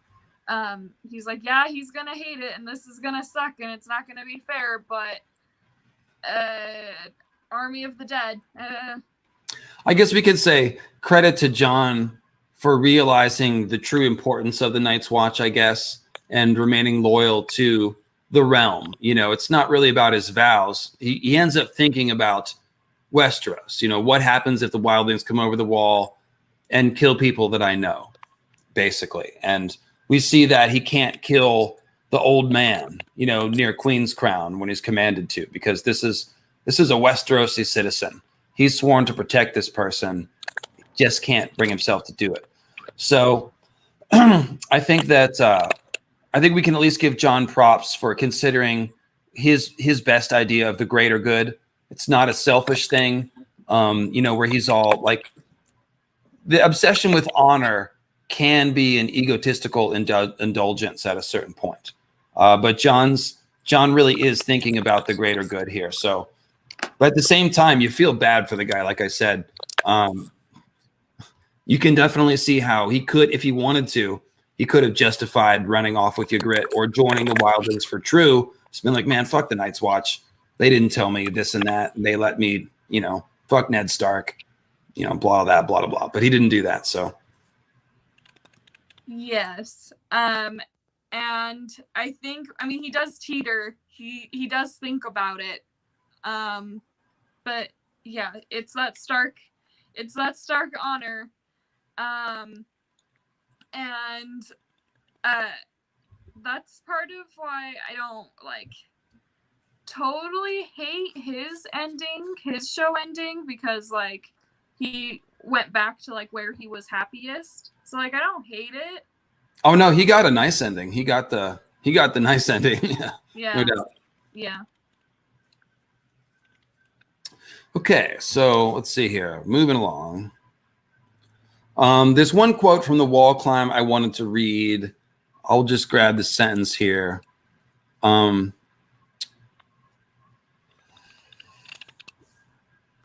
He's thinking about, his divided loyalties. And it says, in the Seven Kingdoms, it was said that the wall marked the end of the world. That is true for them as well. It's all in where you stand. So I chose that line as the title for this one because that was what Ygritte said in the Bale the Bard story. It's all in where you stand. And so I feel like that's kind of the whole thing with otherization. So we see that line used again here. And he's asking himself, where do I stand? Jon did not know. To stay with Ygritte, he would need to become a wildling heart and soul. If he abandoned her to return to his duty, the Magnar might cut her heart out. And if he took her with him, assuming she would go, which was far from certain, well, he could scarcely bring her back to Castle Black to live among the brothers. A deserter and a wildling could expect no welcome anywhere in the Seven Kingdoms. We could go look for Gendel's children, I suppose, though they'd be more like to eat us than take us in. So this is kind of like he's desperately panning around his options to try to figure out a way for them to be together. So you can tell he really does love her. And that's really what makes this tragic, right? Yes. And especially because there's these options, it's just doomed from the start. So it's sweet that they got the joy and love that they had while they could, but the cards were just not set up for it to be able to last.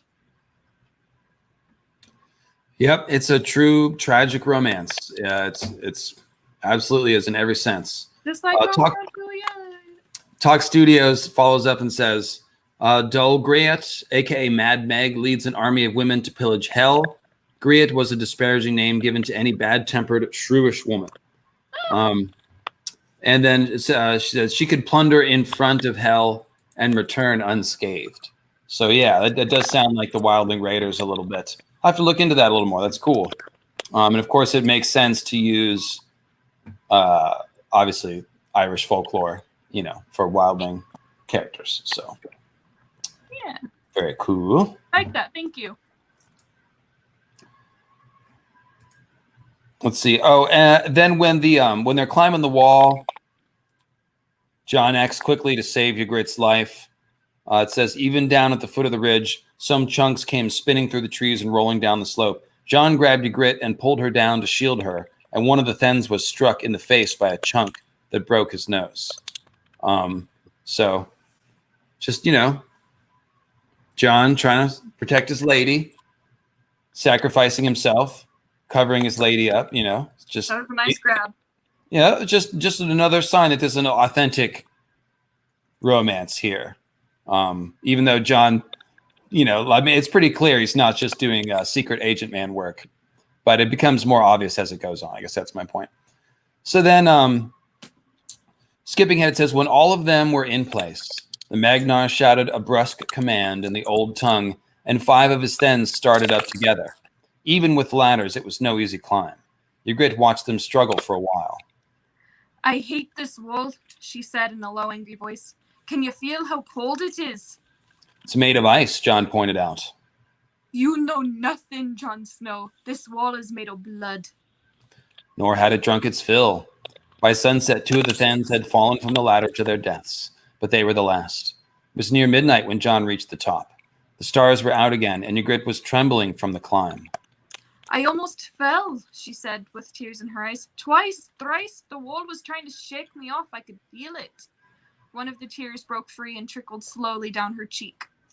And by the way, that's a reference to Alisa's tears, the frozen waterfall in the Vale, which is compared to the wall in a bunch of different ways. It's a frozen icy ribbon that's just vertical instead of horizontal, but it's the wall weeps when it melts, so the wall has abundant tear symbolism. So then Ygritte is saying the wall was trying to shake me off, and then one of her tears broke free, like a piece of ice breaking from the wall and trickled down her cheek. So pretty cool parallelism there, very poetic.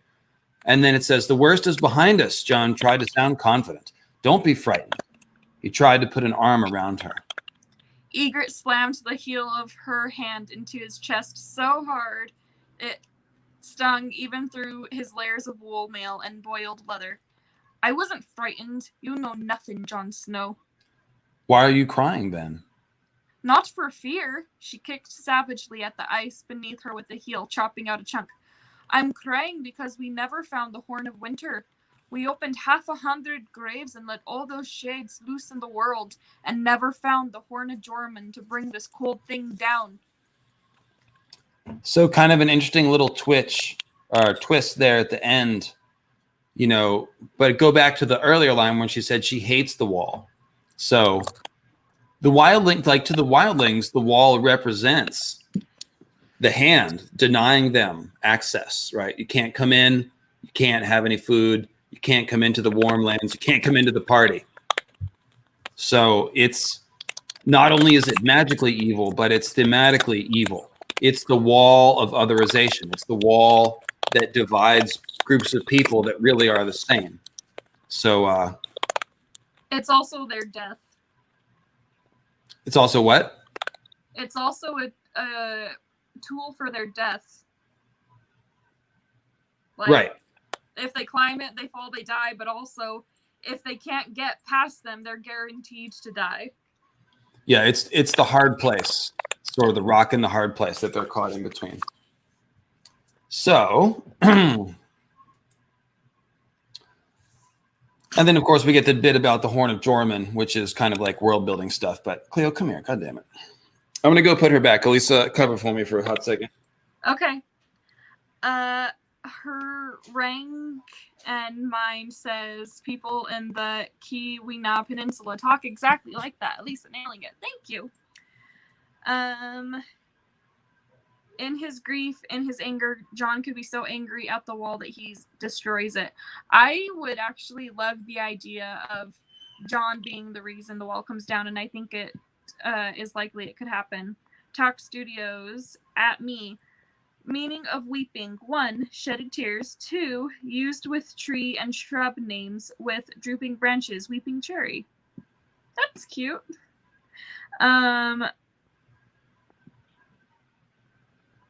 So is that supposed to be another Weirwood Tree thing? Downtown Clowny Brown. I answered previously. Creamy. I hate crunchy. I love his point about the pillow exploding against the bedroom wall. Very on the nose. Are we talking about breaking the wall? Yep. Gonna happen. Yes. Definitely gonna happen. So I mentioned that. Well, let's regroup here. So let's look at Ygritte's arc in totality. She is a 19-year-old wildling hottie. Spearwife. Spearwife. Hottie spearwife. And she essentially, she has, my point in saying hottie is to convey the point that like she has status, okay? She has status. She is a great beauty, according to the wildlings. She is lucky, blessed by the gods, et cetera, et cetera. So any man should want to steal Ygritte in wildling culture. So along comes this cute boy, right? And he almost kills you, but doesn't. And I say boy because Jon is a boy. He is both younger than Ygritte and very naive. And Ygritte is a lot less naive, at least in a certain sense. So you can see that dynamic in their relationship. But keeping with Ygritte's perspective, she is brave. She's what she's doing in the Frostfangs is actually pretty like important work. She's basically a scout in a very dangerous place with a very dangerous and important job. So she's obviously trusted by the wildlings. She's probably a very skilled climber. She's probably very quiet, those kinds of things that you need to be a watchman. And obviously they can count on her to do something hard. Like, for example, the guy whose turn it was to have the horn, his job was to blow the horn, even if it meant his own life, which he tried to do and failed, of course, because Stone Snake got him first. But so this point is, Ygritte is trusted with this job. She's up there. Her two friends get killed, and then she's almost killed. So she's probably feeling bad about the failure of their mission. She's worried about the wildlings, worried about the Night's Watch. She's sort of blustering to the Watch and saying, oh, there's hundreds of thousands and we're coming. And then, okay, so Jon lets her go. So she's probably feeling like, oh, I've got a second chance at life here. Think about if you ever had a near-death experience or something like that. Then a couple days later, what happens? Jon and Qhorin Halfhand get tracked by the wildling through the mountains. Now, when Ygritte is tracking them, she probably doesn't know if it's necessarily Jon. She knows it's one of their group, but they find it, and okay, so it's Jon. It's that boy who didn't kill you, who kind of likes you. So here he is thinking about coming over to the wildlings. So she speaks up for him.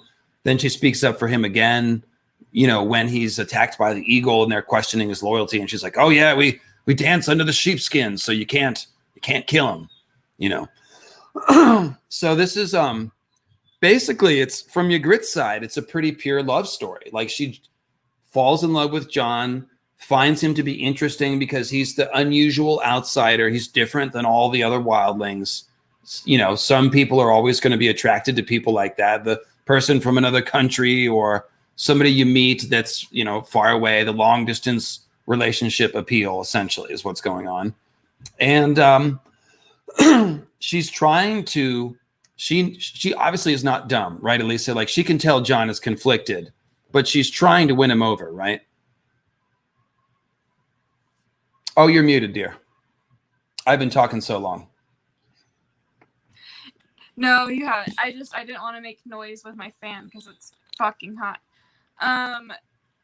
Yeah, so she's competent, she's smart, and she cares about him. And we know that she's superstitious and believes in luck because she hooked up with that first guy because she thought it would be lucky. So when she runs into the guy who frees her, when she runs into him again, she's like, oh, okay, this is a sign. This is going to be good. Yeah, that's a good point. Like, if they're all superstitious and they believe in signs and stuff like that. So yeah, it might have seemed like destiny at that point, huh? Yes. But yeah, she can tell he's conflicted and she's trying to, like, basically buy herself time to win him over. And he, and it works because we can tell it's working because the voice that tells him he's a man of the Night's Watch, reminding him of his vows, it says that his voice got quieter and quieter. So she's not doing a bad job. Yeah, and basically the way that she looks at it, Jon's choices between really stupid vows to a corrupt order or joining the free folk and giving in to true love. So very easy for her to justify trying to win him over. It's best for him. It's like she's trying to get him to leave behind, again, a corrupt and evil order that keeps the good wildlings out of Westeros. And you can certainly see her perspective there. So you go all this way, they climb the wall, they're talking about the wildlings and the first men and all the conflict. And, you know, she says at one point, it's you guys who put a wall down in the middle and said, this is mine. And that's, you know, you blah, blah, blah. And so it's just like the whole perspective is different. This is going along. It comes to a head at Queen's Crown, of course, when Jon finally has the choice to leave or not. And even right at the end, he can't kill the old man. Ygritte jumps in and kills him to try to protect Jon's perception of him being a loyal wildling. So at that point is when she's kind of getting over her skis and trying to get Jon to do something that he just isn't ready to do. And that's when he leaves, and that's just like totally heartbreaking, man. Yeah, so I can definitely see from her perspective how that's just, yeah, like you said, her heart is broken. I don't know if he's her first like great love, but it sure seems like it. And then he betrays her for something that she considers evil. And I totally get her side. And the only and the thing I think where she gets lost in her perspective, you know, like in most conflicts between different cultures, you can't see the other perspective. And I don't remember if it's really like absolutely necessary for them to kill the old man. I don't think it is. I don't think it's really necessary. So them wanting Jon to just kill this random guy, I think is just kind of reminds him and reminds the audience really that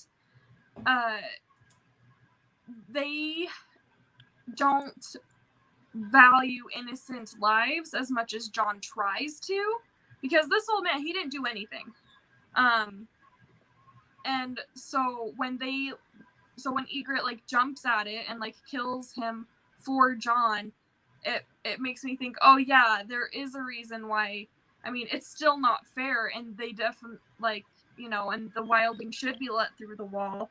But it's stuff like this that causes the people of Westeros to see the wildlings as dangerous. And really, the wildlings are dangerous, even though they've never successfully conquered anything before. In a one-on-one fight, if you're a Westerosi and you're fighting a wildling, you're probably dead. Yeah, so I think what you're zeroing in on here is what the wildlings are doing is they're basically saying, well, this is war. We're attacking the Night's Watch, who are our sworn enemies.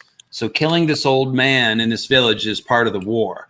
But the thing is, that's a war crime. You know, killing non-combatants in order to aid your military action is regarded as a war crime, generally speaking, around the world. So that's kind of the line that's being blurred here. And again, George is not presenting the wildlings as perfect and noble.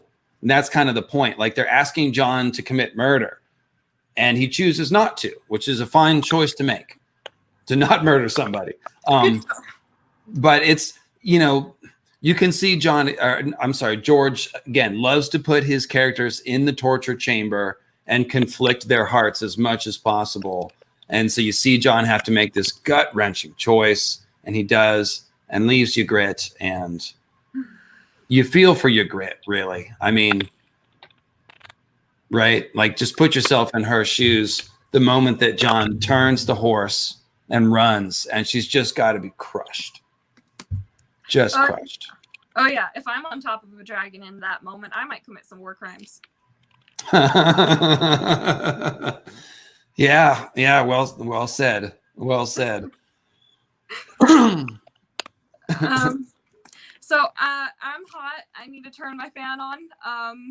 And so We're about there. I think that's pretty much. Go ahead and turn the fan on so you don't die, and we'll take last questions and get ready to wrap it up. We're at 2 hours and 10 minutes here. So,